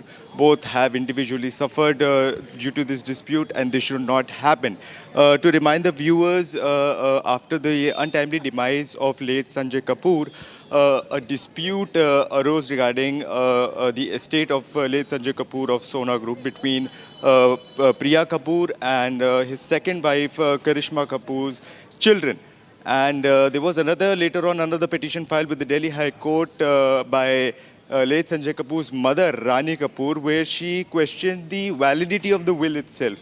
And regarding the same, if that was not enough, several interviews and podcasts were given by late Sanjay Kapoor's sister-in-law, Mandira Kapoor, against which Priya Kapoor filed a defamation suit. All right, Sarthak, thanks a lot. Thanks a lot for the update. In case we'll come back to you as more details unfold in this story.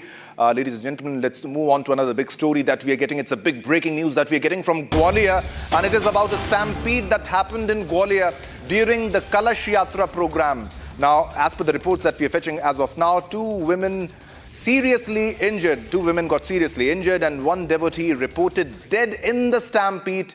The visuals on your screen, as you can see, thousands have gathered since this morning at Gwalior's Kalash Yatra. Now, these are the visuals from MP Gwalior, and a stampede has been reported in Gwalior during the Kalash Yatra program. Now, 2 women got seriously injured in this stampede, and one devotee has been reported dead.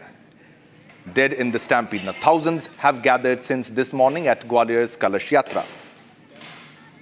All right, for more information, we have Satya Vijay on the phone line. Satya Vijay, जरा विस्तार से समझाइएगा ये कैसे जो है भगदड़ मची, ये जो स्टैम्पीड की खबर सामने आ रही है, कलश यात्रा कहां पर ये एग्जैक्टली हुआ था और कितने लोग हताहत हुए हैं, एक के मरने की खबर आ रही है। जी हाँ, बिल्कुल। देखिए, मध्य प्रदेश के ग्वालियर में जो डबरा है, वहां पर नवग्रह पीठ के कलश यात्रा का कार्यक्रम था। इस कलश यात्रा कार्यक्रम के दौरान अचानक से भगदड़ हो गई और इस भगदड़ में 9 महिलाएं घायल हुई हैं, जिसमें से एक महिला जिसका की नाम रत्ती साहू है, उनकी मौत हो गई है। सुबह से चूंकि आज नवग्रह मंदिर के लिए कलश यात्रा का आयोजन है, जो कि 20 फरवरी तक नवग्रह पीठ पर होना था और प्राण प्रतिष्ठा का ये पूरा कार्यक्रम है, जिसमें कि पूर्व गृह मंत्री नरोत्तम मिश्रा की अगुवाई में ये पूरा कार्यक्रम हो रहा था। नवग्रह मंदिर नवग्रह पीठ जो है, इसी को लेकर ये कलश यात्रा थी और प्राण प्रतिष्ठा का कार्यक्रम था, लेकिन कहीं ना कहीं व्यवस्थाएं सुचारू रूप से नहीं थी, जिस वजह से ये भगदड़ हुई। जो पुलिस और प्रशासन को जो क्राउड है उसको मैनेज करने के लिए जिम्मेदारी दी जाती है, क्राउड मैनेजमेंट नहीं कर पाई। जो भक्त हैं वहां पर जो पहुंचे थे कलश यात्रा में, उनको सही तरीके से मैनेज नहीं कर पाई, जिसकी वजह से भगदड़ हुई और भगदड़ में 9 लोग घायल हैं और उसमें एक महिला की मौत की खबर है। क्या भीड़ बहुत ज्यादा थी? ये भी एक कोई खबर आ रही, भीड़ के हद से ज्यादा हो गई थी संभालने में, जिसमें और दिक्कत हुई? जी हाँ, देखिए, जितनी कयास थे उससे ज्यादा भक्त जो है इस कलश यात्रा में शामिल हुए। कहीं ना कहीं ये प्रशासन का काम होता है कि वो जब उन्हें पहले से कार्यक्रम की जानकारी होती है तो ऐसे में वो व्यवस्था सुचारू रूप से चले, इसके लिए पुलिस और प्रशासन का बल जो है वो उचित संख्या में लगाए। लेकिन यहाँ पर शायद प्रशासन ये नहीं समझ पाया कि कलश यात्रा में इतने ज्यादा भक्त और लोग मौजूद रहेंगे और मिसमैनेजमेंट से कह सकते हैं कि ये हादसा हुआ, जिसमें कि महिला की मौत की खबर है और 8 से 9 महिलाएं घायल हैं। ऑलराइट, बहुत बहुत शुक्रिया ये पूरी जानकारी हमारे साथ साझा करने के लिए। All right, viewers, now let's move on to next big breaking news that we are getting right now at this moment. SFI, the student wing of the CPIM, took out a protest march to Kerala University, alleging that the Vice-Chancellor is not allocating funds for conducting art festivals in colleges. Now, during the protest, students broke through the police barricades and entered the university office premises. Now, these are the visuals of the protest and how they entered the university office premises on your television screen. These are the visuals. The SFI, the student wing of the CPIM, took out a protest march to Kerala University, alleging the Vice-Chancellor is not allocating funds for conducting art festivals in colleges. Now, students broke through the police barricades and entered the university office premises. For more details, I am being joined by Shankar. Shankar, what exactly is the cause? Is it just about the funds or there's a lot more to that?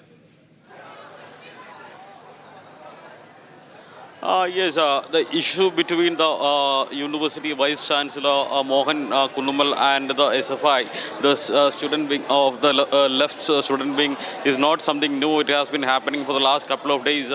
Even before there was a row over Bharat Mata during an event at the university, an image of Bharatamba was placed behind the stage, and against it the SFI members protested and the event had to be cancelled. And following it, the university Vice-Chancellor Mohan Kunnumal could not reach the university for 20 days due to the intense protests from SFI, as there were a whole lot of issues and there was even life threat for Vice-Chancellor. And the issue between the SFI and the Vice-Chancellor is not something new. It has been happening for the last couple of months. And this time the SFI stage protest protest alleging that the Vice-Chancellor has not been allocating fund for the organizing of an art festival in the university deliberately with an intention to destroy the art culture of the university. That is the allegation raised by SFI. Apart from this allegation, the SFI also raises that the Vice-Chancellor is taking a negative attitude towards the sports and arts culture culture of the university. He has not been allocating enough fund and approvals for organizing the art festival and the sports activities in the university. They also allege that the Vice Chancellor has not been allocating the funds, TA and other allowances available for the sports students of the university. Raising these issues, these SFI students have been on a protest from last Wednesday, and today morning they announced that the protest measures would be intensified from Tuesday morning. And by seeing the worst situation in advance, the police kept barricades in front of the university in the morning.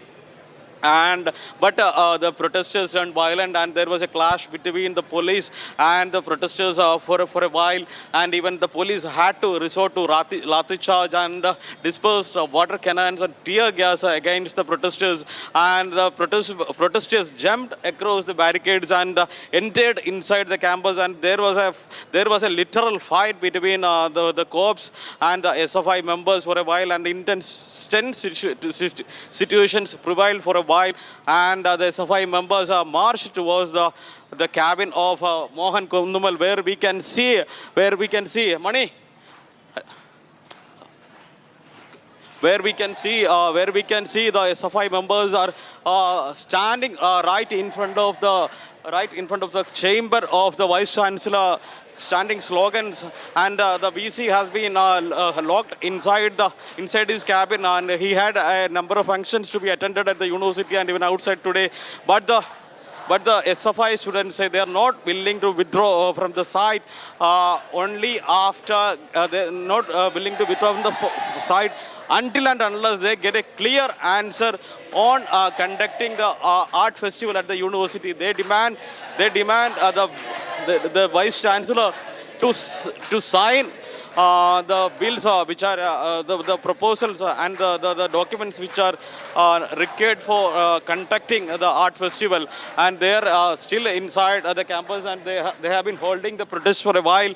And they are now standing slogans, and the police, a large number of cops are standing right in front of the VC's cabin to ensure him maximum protest, because these protesters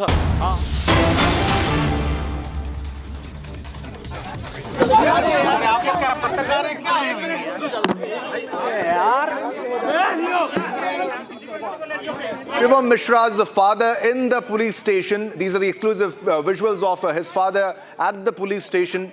This is the high-profile case, the Lamborghini case. Let's also listen into what he's saying.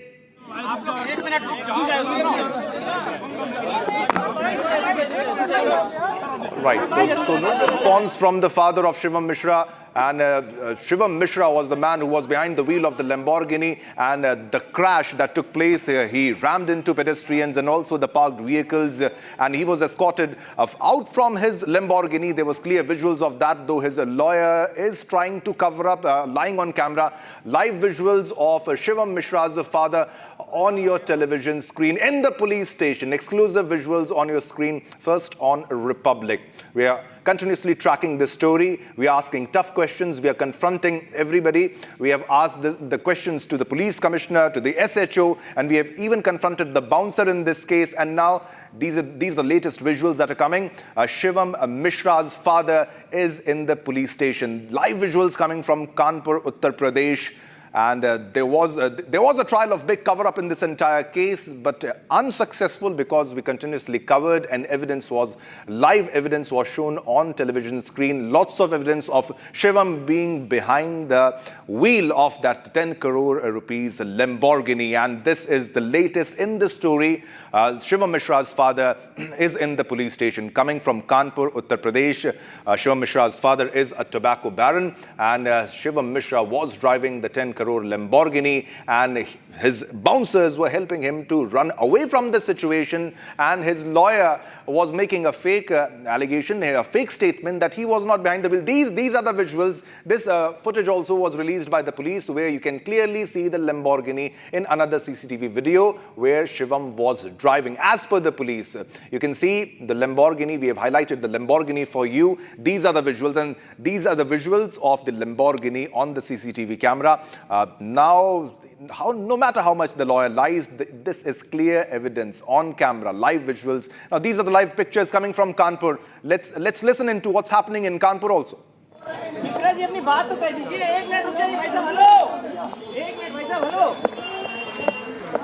Live चल रहा हूँ लेकिन हाँ एक minute अपनी बात तो कह दीजिए हाँ कहिए अरे दूर रखिए अरे हाथ रखिए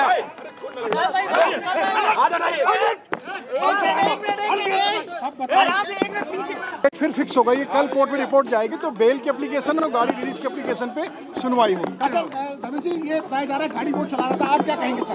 देखिए, जैसा ड्राइवर ने बताया है कि गाड़ी वो चला रहा था, मोहन नाम का व्यक्ति, बगल की सीट में ये शिवम बैठे हुए थे। शिवम को अचानक कुछ चक्कर आने लगा। चक्कर आने की वजह से जो सामने से टेम्पो आ रही थी उसने इनकी गाड़ी में साइड में टक्कर मारी। ये लेफ्ट साइड में जो बाइक थी उससे टकरा गए और उसके बाद गाड़ी ऑटोमेटिक लॉक हो गई। फिर शीशा तोड़ के ड्राइवर बाहर निकला और उसके बाद ये बाहर आपका नाम क्या? शुभ नाम वकील साहब, शुभ नाम आपका? धर्मेंद्र जी, पुलिस कमिश्नर ने कहा कि गाड़ी शिवम से चला रहे थे। जैसा कि ड्राइवर ने अपना स्टेटमेंट कोर्ट में दिया है, उस आधार पे गाड़ी ड्राइवर ही चला रहा, उसने एफिडेविट दिया है कोर्ट में, अपना आधार दिया है, अपना डीएल दिया है। शिवम मिश्रा कहाँ पे है? पुलिस जांच हो रही है लेकिन वो आए नहीं पुलिस के सामने। शिवम जैसे एक्सीडेंट हुआ था, सबने देखा वीडियो में कि वो कुछ अस्वस्थ और बीमार थे, उनको लोग उठा के ले गए हैं। तो यहाँ से उनको दिल्ली भेज दिया गया और दिल्ली में उनके जो फैमिली डॉक्टर उनका ट्रीटमेंट कर रहे हैं, उसके मेडिकल वगैरह सब आ गए हैं। वायरल वीडियो जो सीसीटीवी फुटेज है उसमें शिवम गाड़ी चलाते दिख रहे हैं। ऐसा कोई वीडियो हमारे नॉलेज में तो नहीं है। Thank you sir, thank you, thank you, thank you, thank you, thank you. All right, so this is clear lying on camera. He's saying that I don't know about the other video where he can be seen driving the car, that is the Lamborghini, and more questions are being asked. Let's also stay with the visuals and the questions that are being asked. आपकी friend है, दिल्ली में इनके कोई family doctor हैं, doctor Raheja करके, उनका number भी उन्होंने भी शेयर किया उनके पिताजी ने। आप लोग चाहे तो उनसे उनका नंबर पूछ लीजिएगा। डॉक्टर के पास में उस हॉस्पिटल में वो डॉक्टर का मेरी जानकारी में उनके पिताजी दे देंगे, आप उनसे पूछ लीजिएगा। जो मामला हुआ है उसमें कहा जा रहा है गाड़ी कौन चला रहा था, मेन गाड़ी चलाने वाले क्या कौन चला रहा था ये गाड़ी? जैसा भाई साहब मैंने अभी पूर्व में बताया है, गाड़ी मोहन नाम के व्यक्ति ने कोर्ट में एप्लीकेशन दी है कि मैं गाड़ी को ड्राइव कर रहा था, अचानक टेम्पो ने राइट साइड से मुझे टच किया और लेफ्ट साइड में मेरी एक बाइक से टक्कर हुई है। मैं न्यायालय में अपने आप को समर्पित करना चाहता हूं। उनके प्रार्थना पत्र पे आज की डेट लगी थी, पुलिस से रिपोर्ट नहीं गई, कल की डेट फिर फिक्स हो गई है। जो कार है, अगर आपने ध्यान से देखा हो, कार में ड्राइविंग सीट की तरफ का शीशा तोड़ा गया है। उसके बाद उनको उस सीट से उठा के बाहर ला रहे हैं गार्ड वगैरह। तो ड्राइविंग के बगल वाली सीट में कोई होगा तो पकड़ के तो उठा के ही लाया जाएगा ड्राइविंग सीट में। हिसाब से शिवम बैठ रहे थे, गाड़ी में ड्राइवर ही मौजूद था जो गाड़ी चला रहा है। मोहन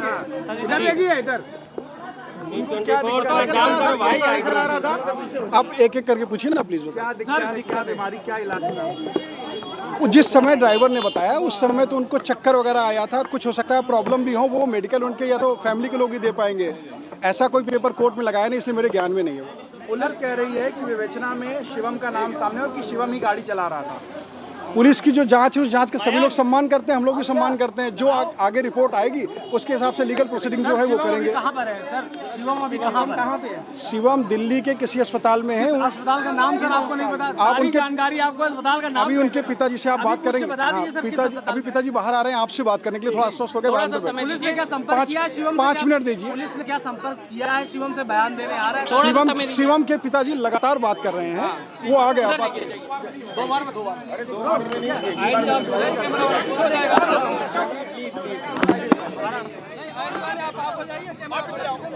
हो जाएगा, थोड़ा पीछे हो, पीछे आईडी आप पकड़ा दो दूसरे को ना, कोई नहीं, बस यहीं से बयान होगा। आईडी दे दो, आईडी पकड़ लीजिए, ठीक है, और ले लो आईडी एक आदमी,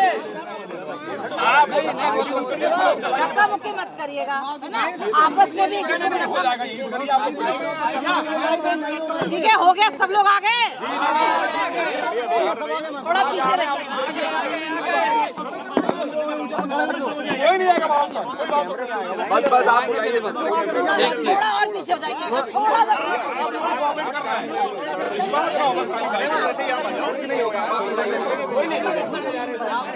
सारे लोग अभी वो पीछे वाले रह गए हैं।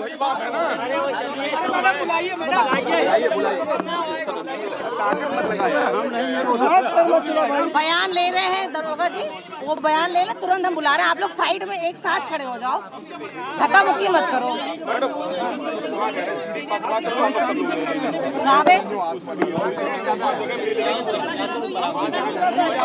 तो वहीं खड़े हो जाओ, सीढ़ी के पास वहाँ खड़े हो जाओ। लग रही है यार, अरे चुप रहो, आप लोग आपस में यही करा दे रहे हैं, यही करा रहे, यही करा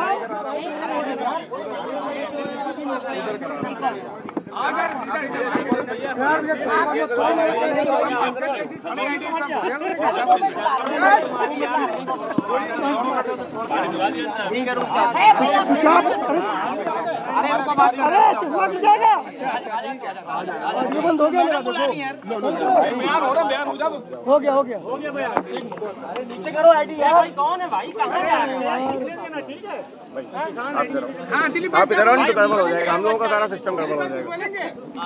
दिलीप भाई दिलीप भाई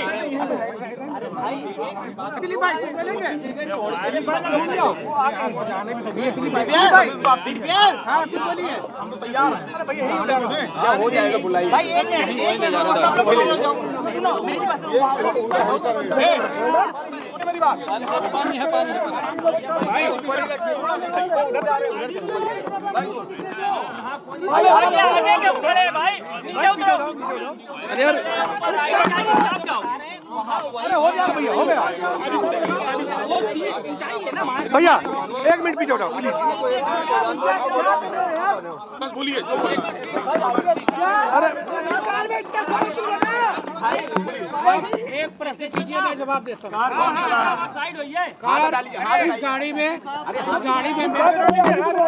उस गाड़ी में ड्राइवर और शिवम दो लोग थे, कार चला कौन रहा था? मैं नहीं था वहाँ पे, मुझे नहीं मालूम, ये जांच का विषय है, पूरी कहानी सुननी तो शांत रहिए, अगर पूरी कहानी सुनते चुप रहिए, मैं पूरी घटना बताने को तैयार हूँ। एक तरफ पुलिस परेशान कर रही, एक तरफ आप लोग परेशान कर रहे, आप मेरी बात सुनना चाहते, मैं पूरी घटना बताने को तैयार हूँ, केवल बाद में प्रश्न करिएगा जो मेरे संज्ञान में आया। गाड़ी लैम्बोर्गिनी, कुछ उसमें खराबी हो गई थी, जिस दिन ये घटना घटी है उसके एक दिन पहले मिस्त्री बाहर से आके उसने गाड़ी को कुछ ही किया, जो भी उसमें टेक्निकल प्रॉब्लम थी। उसके बाद में दूसरे दिन शिवम और ड्राइवर दो आदमी उस गाड़ी को टेस्टिंग के लिए ले गए कि भाई दिन में देखे, आप बाद में प्रश्न करिए, मैं अपनी बात खत्म करूँ। वो उसको गाड़ी को टेस्ट के लिए गए, सिविल लाइन्स तक ले गए, सिविल लाइन्स से लेके वो धीरे वापस आ रहे थे।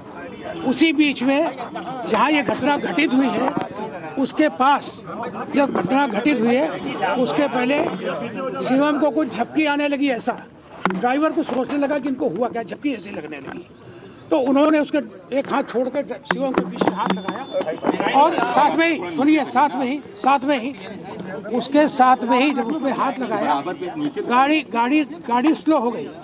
गाड़ी स्लो होने के बाद में ब्रेक मारा उसने, तब तक एक टेम्पो वाला आ गया, उसने साइड से टक्कर मारी, गाड़ी लेफ्ट साइड रुकी, इन्होंने ब्रेक मारा, गाड़ी ब्रेक से रुक गई।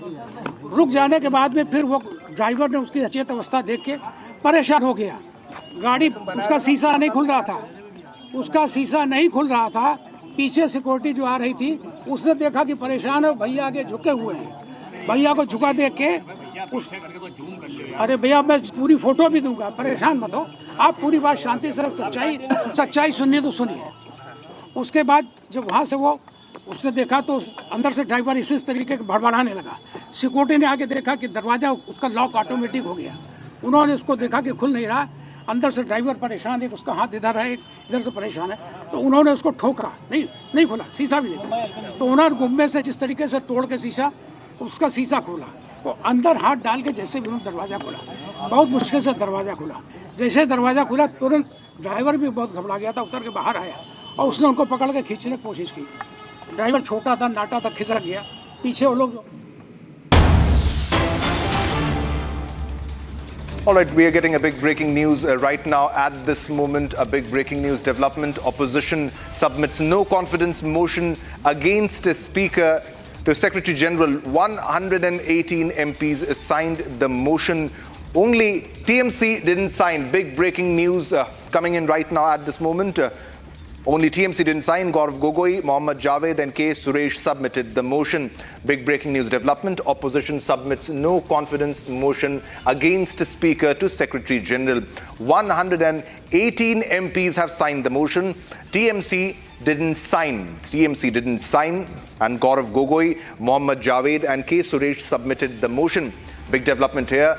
118 MPs signed the motion against Speaker Om Birla. They were revolting because they alleged that the leader of opposition wasn't being allowed to speak. That is, Rahul Gandhi wasn't being allowed to speak.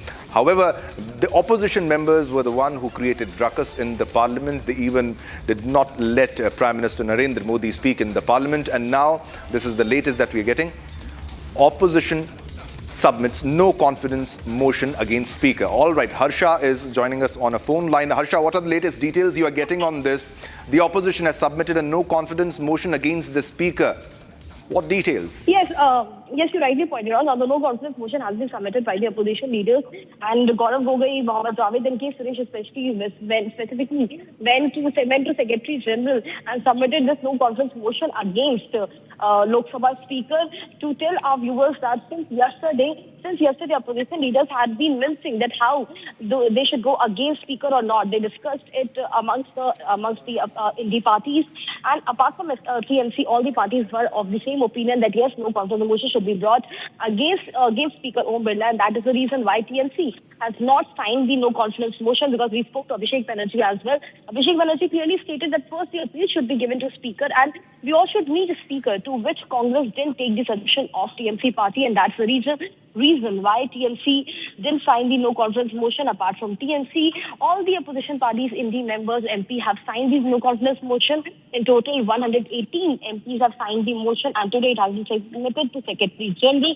But to tell to all our viewers that this strategy of opposition will fall flat on the face of opposition, because although the motion has been submitted, but the number in the Lok Sabha is with the NDA party, and all the NDLI party leaders are right now very much upset with how opposition party leaders and LOP has been troubling the House.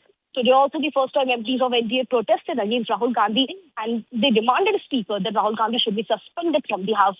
So it's Treasury bench versus opposition continuously from the first day of the budget session. The deadlock is not coming to an end, and that's the reason why we are seeing full jam of the House of the Parliament. But today, the no confidence motion has been submitted against the Speaker to the Secretary General. Back to you. All right, now this also comes when female MPs, especially BJP MPs, have also raised a concern to the Speaker over the opposition's behavior. Yes, you rightly pointed out, and we interviewed those all MPs like Nilesh Maske, Rajesh Sharma, Arun Bharti. All these MPs were there out. They were protesting with a banner outside at Makar Dwar by stating that how Rahul Gandhi is the main reason, is the main person for letting chaos and disruption happen in the House. And because of Rahul Gandhi, the first time MPs who have seen the Parliament for the first time, who are here to raise the issue of their constituency, of their voters, they are not able to even raise the issue neither in the private member bill, neither in the business house, because of opposition party, and majorly because of Rahul Gandhi. They have spoken to speak, given a letter that action should be taken against Rahul Thanks Gandhi. a lot. Thanks a lot for the details. We'll come back to you as more details unfold in this story. Thanks a lot.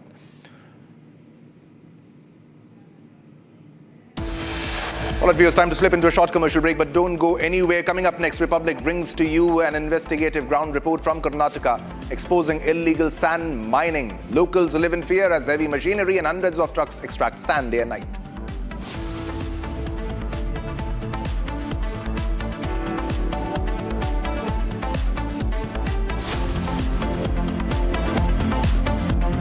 दादी के हाथों का जादू और खुशबू से महकता घर, माँ की मुस्कुराहट और खाने की सुगंध। MDH गरम मसाला, क्योंकि हर रिश्ता है स्वाद से जुड़ा। QS and THE, the world's foremost university rankings organizations, have ranked Amity amongst the top 3% universities globally, making it among the very few Indian universities to be included in both rankings. Yet another top ranking for Amity University.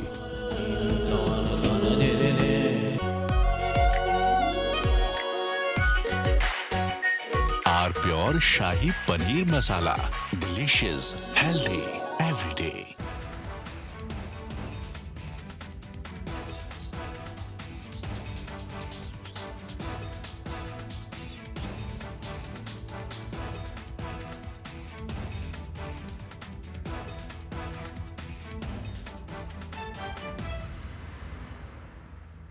Hi, good morning Hi, how to are you. you? Good evening from India.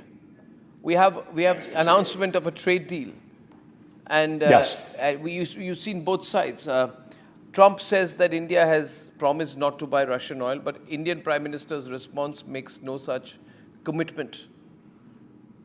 But Trump says, I've reduced the tariffs to 18%. And then he says that besides everything else, Prime Minister Modi has also agreed to buy American, in addition to 300 billion in, 500 billion in some other purchases. Anyway, there's an existing agreement to buy 300 billion, so there's not much of a hard-coded commitment from the Indian side. So Trump is obviously using a lot of hyperbole, making some claims, but the good thing is there's an announcement of a deal. But there's more statements coming from Trump than from India, especially to Trump's statement that India has agreed to stop buying Russian oil. There's nothing official from the Indian side to that. How do you view these developments, Professor Sachs? Well, basically, the United States is unstable and irresponsible, but backing down from the most outlandish actions of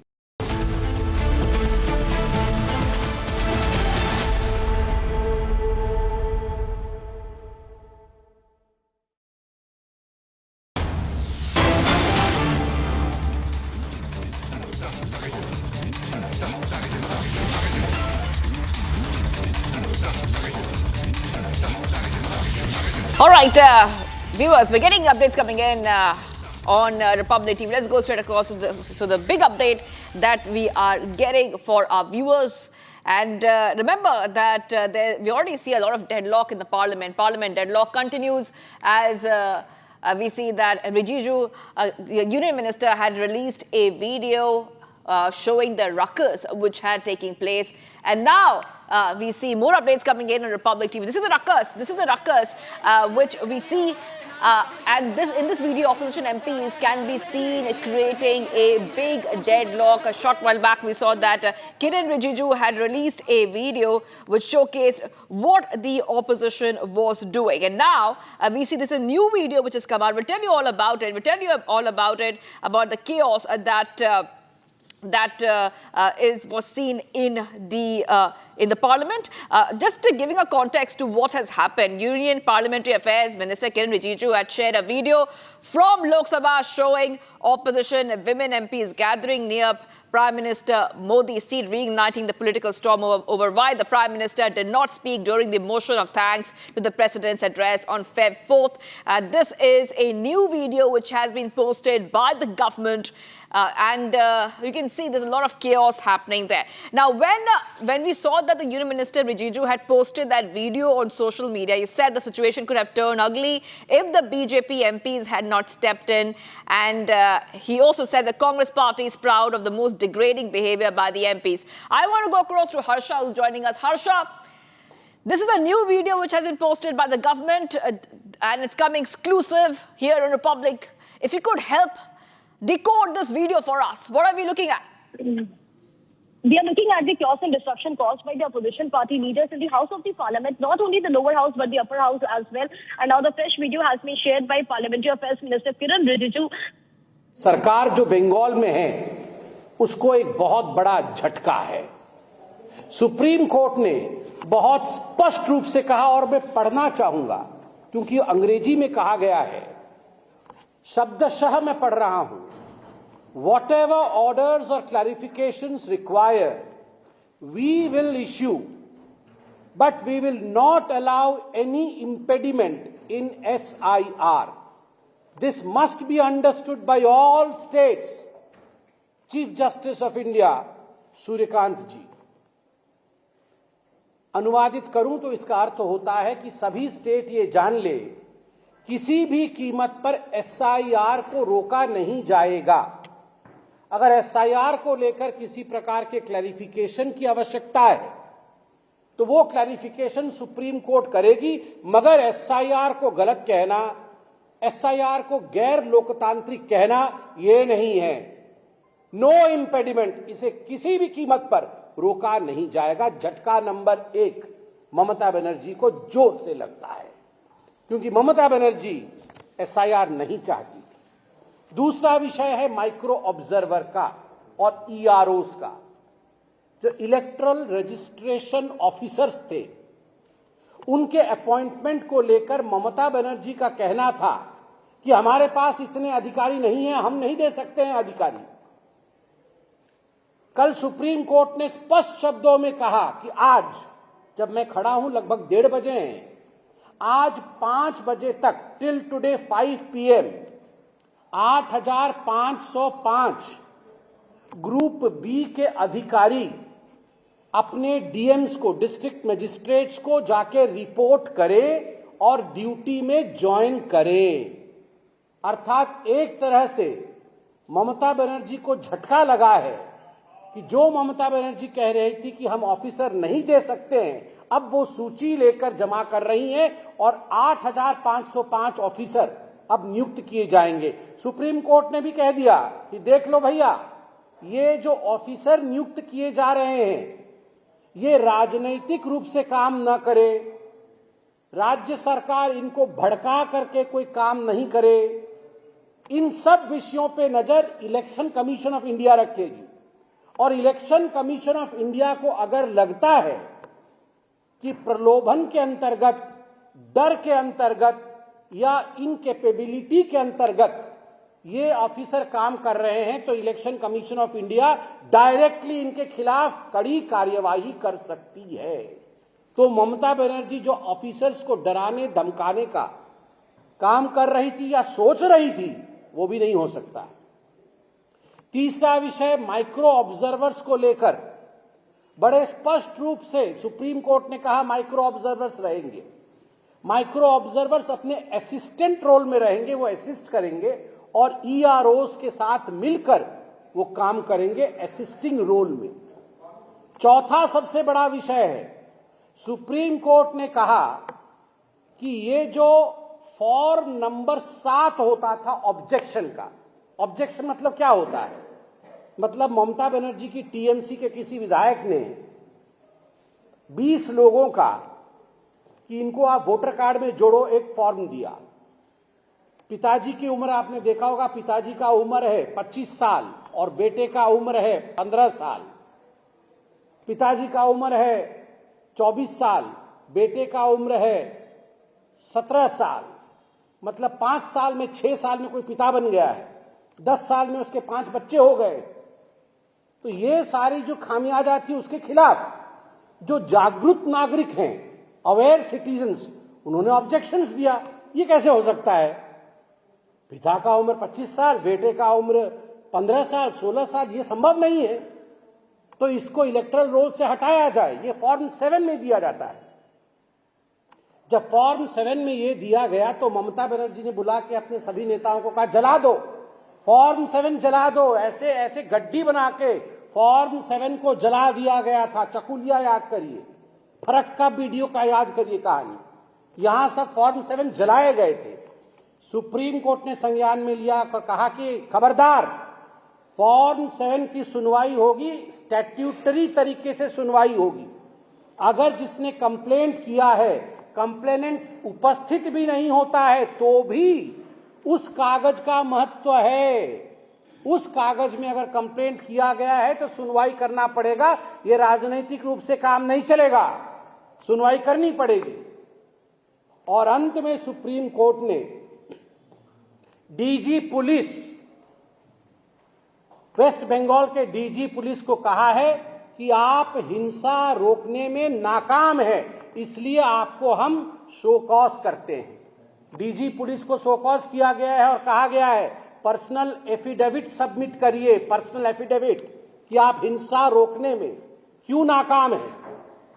तो ये केवल DG police को एक तरह से show cause नहीं हुआ है, ममता बनर्जी को शोकेस किया है सुप्रीम कोर्ट ने कल कि आप वायलेंस रोकने में अक्षम हैं और पर्सनल एफिडेविट दीजिए।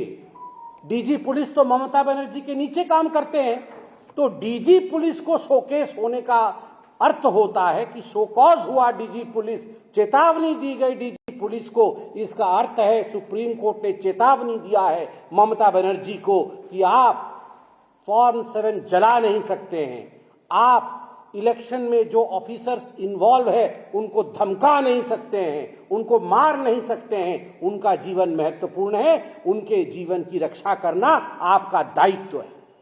अभी मैं पार्लियामेंट में सुन रहा था, न्यूज में सुन रहा था, ये अभिषेक बनर्जी कह रहे थे हम इम्पीच कर देंगे, हम सीईसी को हटा देंगे, इम्पीच कर देंगे। आजकल ये नया फैशन आया है, मतलब जिनको जनता इम्पीच करती है वो पूरे दुनिया को इम्पीच कर देंगे। क्या मजाक बना के रखा हुआ है? सुप्रीम कोर्ट ने ऑर्डर दिया तो आप सीईसी को इम्पीच कर देंगे? ऐसा नहीं होता है। लोकतंत्र में कानून के हिसाब से, आईन के हिसाब से, लॉफुल तरीके से देश चलता है। ममता बनर्जी जी एसआईआर को लेकर That was Sambit Patra, BJP MP, saying that Mamata Banerjee has no other option but to comply with the SIR process. Let's move ahead to some of the other stories we're tracking. Next is Bharat in 1 minute.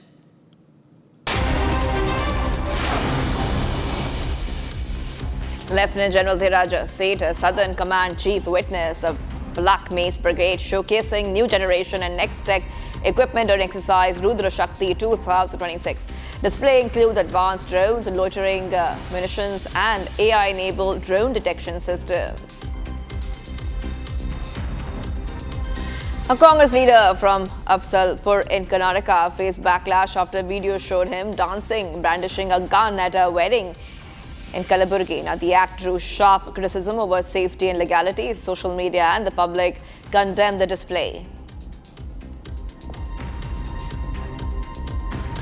Kerala's capital city police used water cannons to disperse protests against the University of Kerala's Vice-Chancellor, who allegedly denied funds for the University Arts Festival. The demonstration escalated as students demanded immediate release of the festival funds. Public order was restored after police intervention.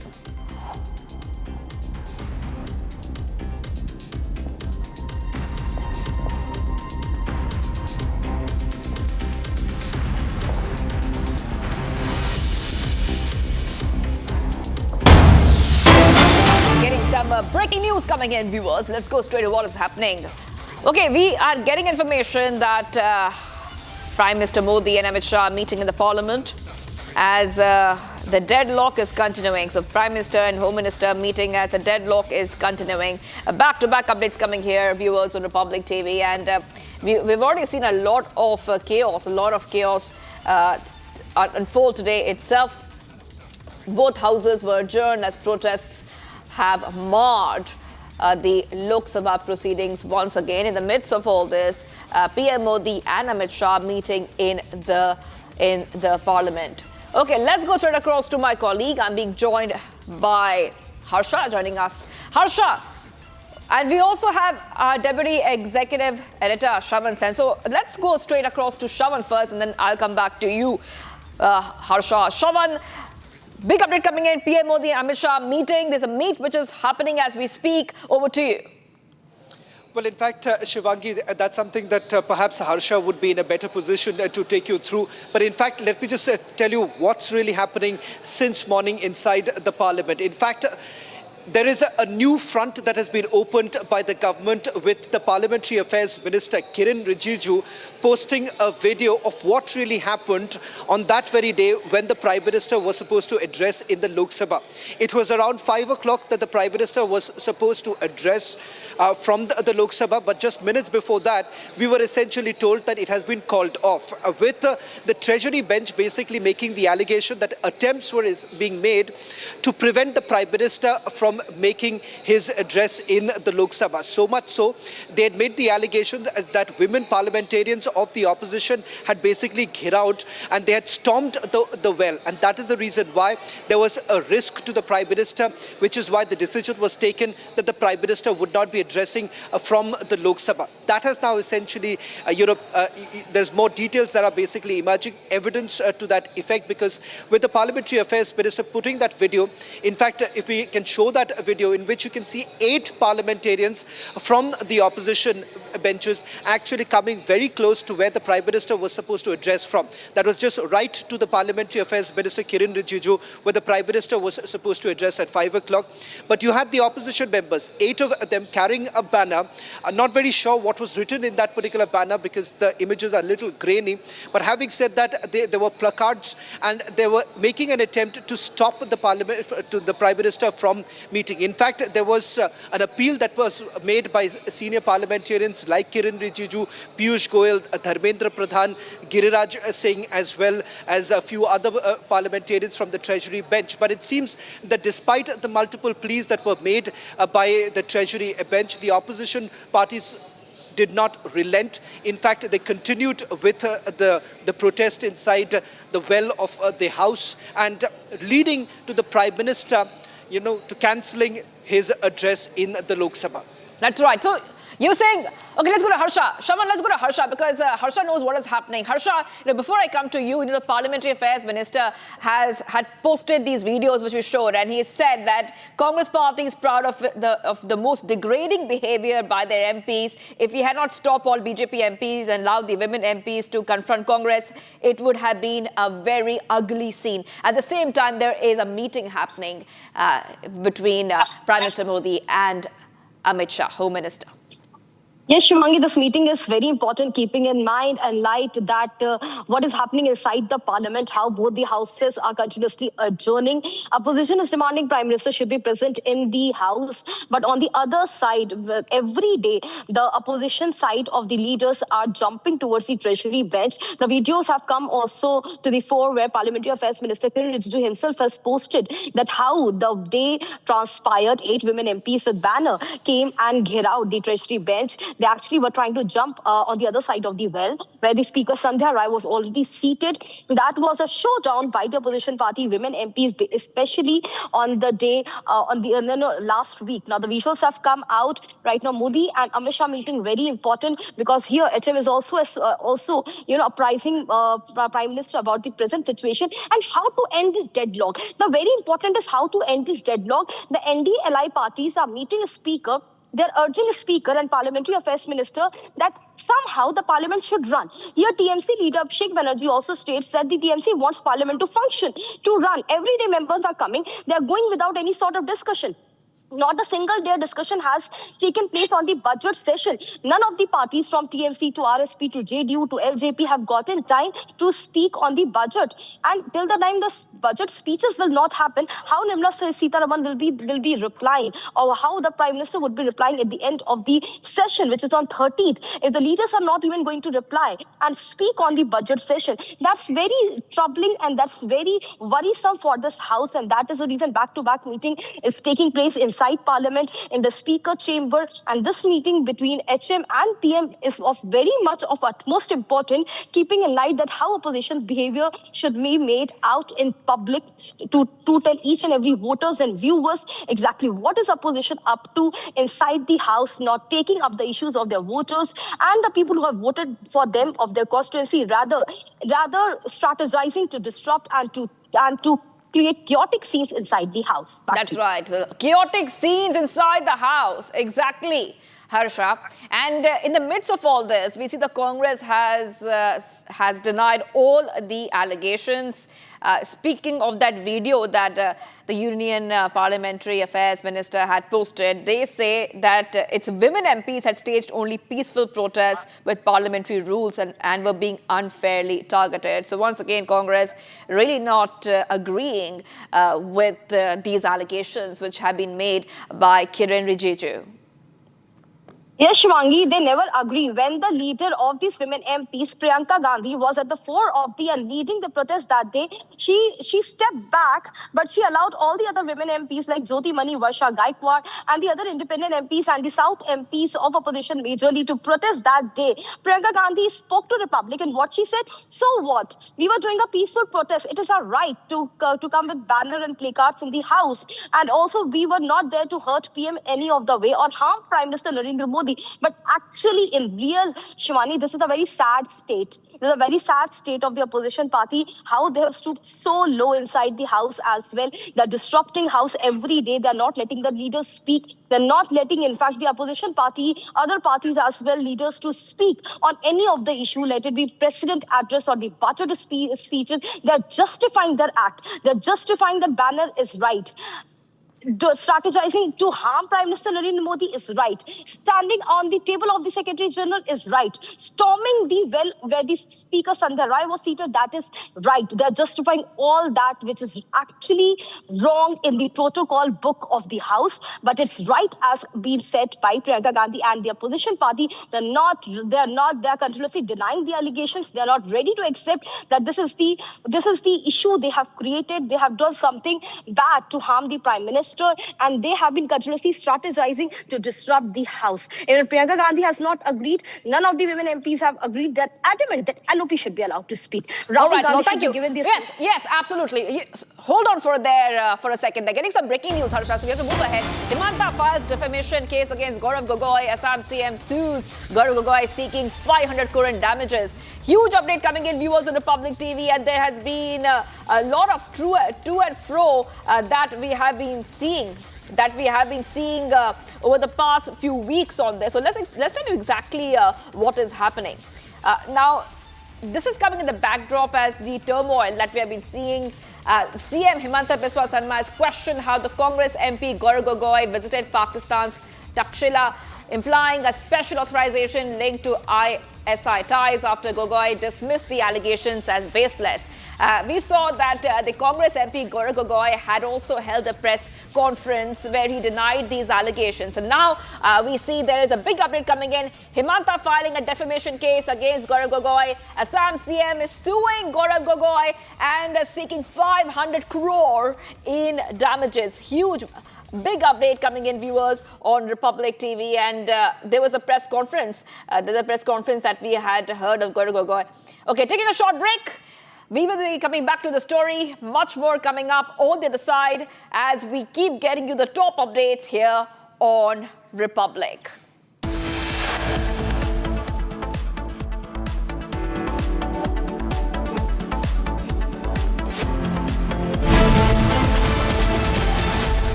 Pure सूजी pasta उबालो मिलाओ और खाओ 8 minute में तैयार क्या taste है सबका राजा आर्नब मसाला please stop झुमका तेरा झुमका नॉट देयर मेरा काउंटर टॉप टूट जाएगा तेरा झुमका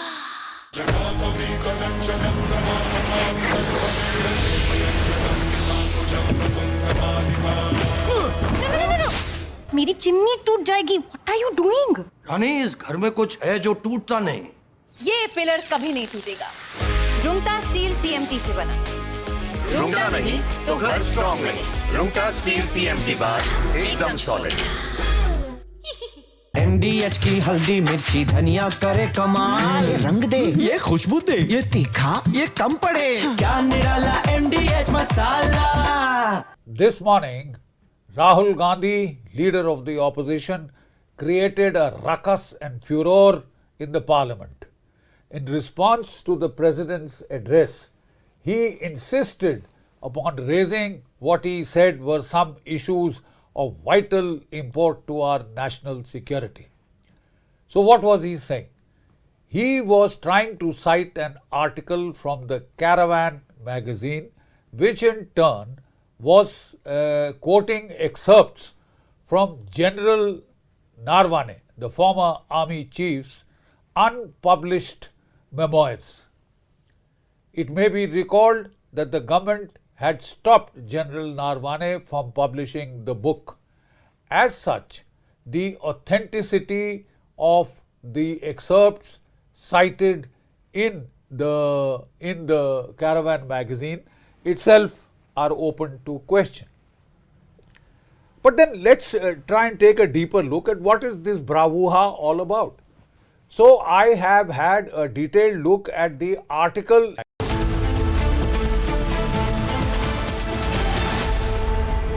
ये है सीक्रेट रेसिपी MDH का जीरा सिप जल जीरा मसाला। सिप सिप जीरा सिप MDH का जल जीरा सिप MDH का जल जीरा SIP.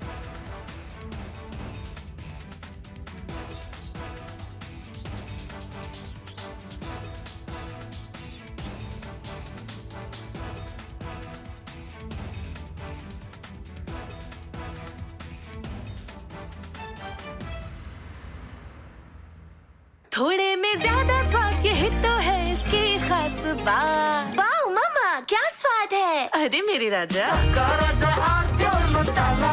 Hi, good morning Hi, how to are you. you? Good evening from India. We have announcement of a trade deal, and Yes. you've seen both sides. Trump says that India has promised not to buy Russian oil, but Indian Prime Minister's response makes no such commitment. But Trump says, I've reduced the tariffs to 18%.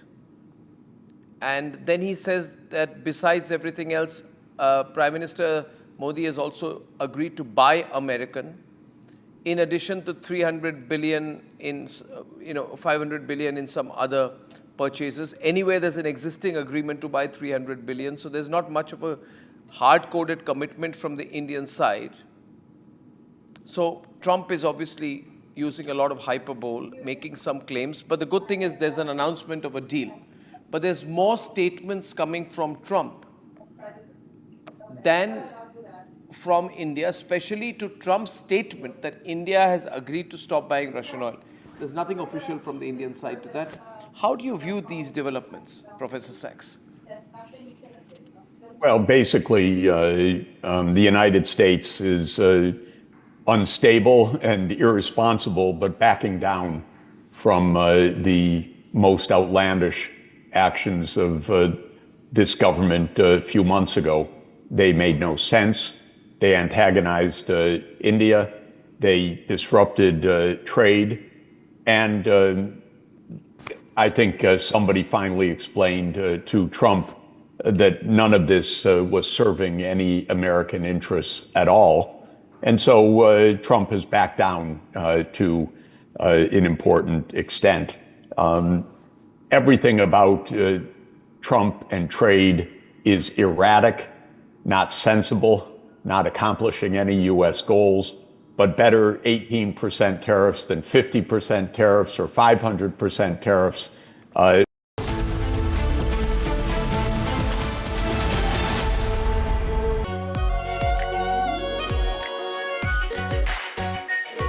pure Shahi Paneer Masala. Delicious, healthy, every day.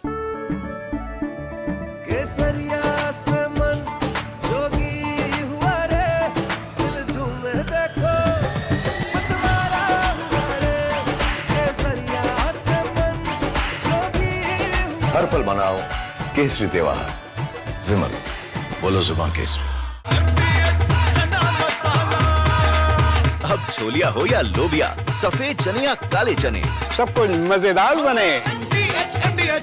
This morning, Rahul Gandhi, leader of the opposition, created a ruckus and furor in the parliament. In response to the president's address, he insisted upon raising what he said were some issues of vital import to our national security. So what was he saying? He was trying to cite an article from the Caravan magazine, which in turn was quoting excerpts from General Narwane, the former army chief's unpublished memoirs. It may be recalled that the government had stopped General Narwane from publishing the book.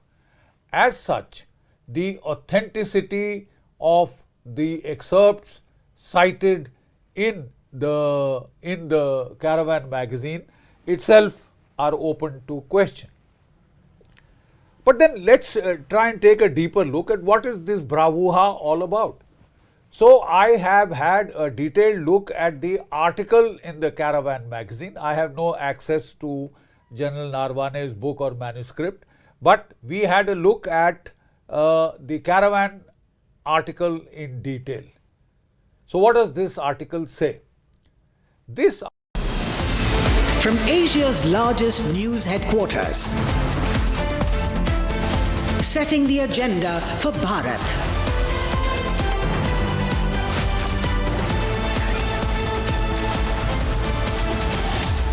You're watching Republic.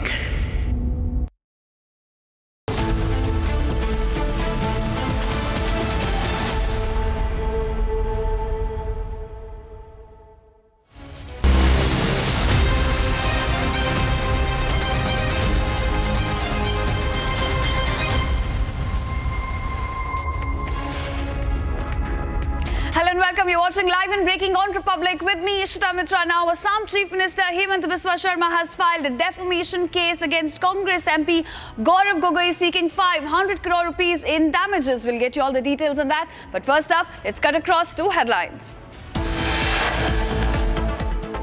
No confidence motion against Lok Sabha Speaker. 118 opposition MPs sign on the no confidence motion.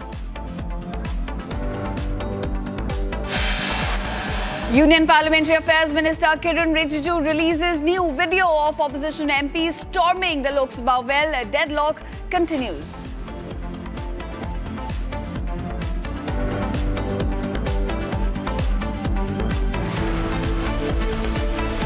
Republic reporting forces tobacco baron KK Mishra out of his house. Shivam Mishra's father appears at a police station, cooks another fake story.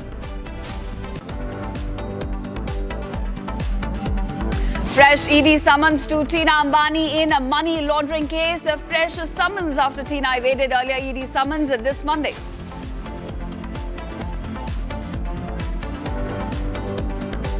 General Naravane book controversy escalates. Publisher Penguin says book was not published. Delhi police to now investigate the illegal online supply of the book.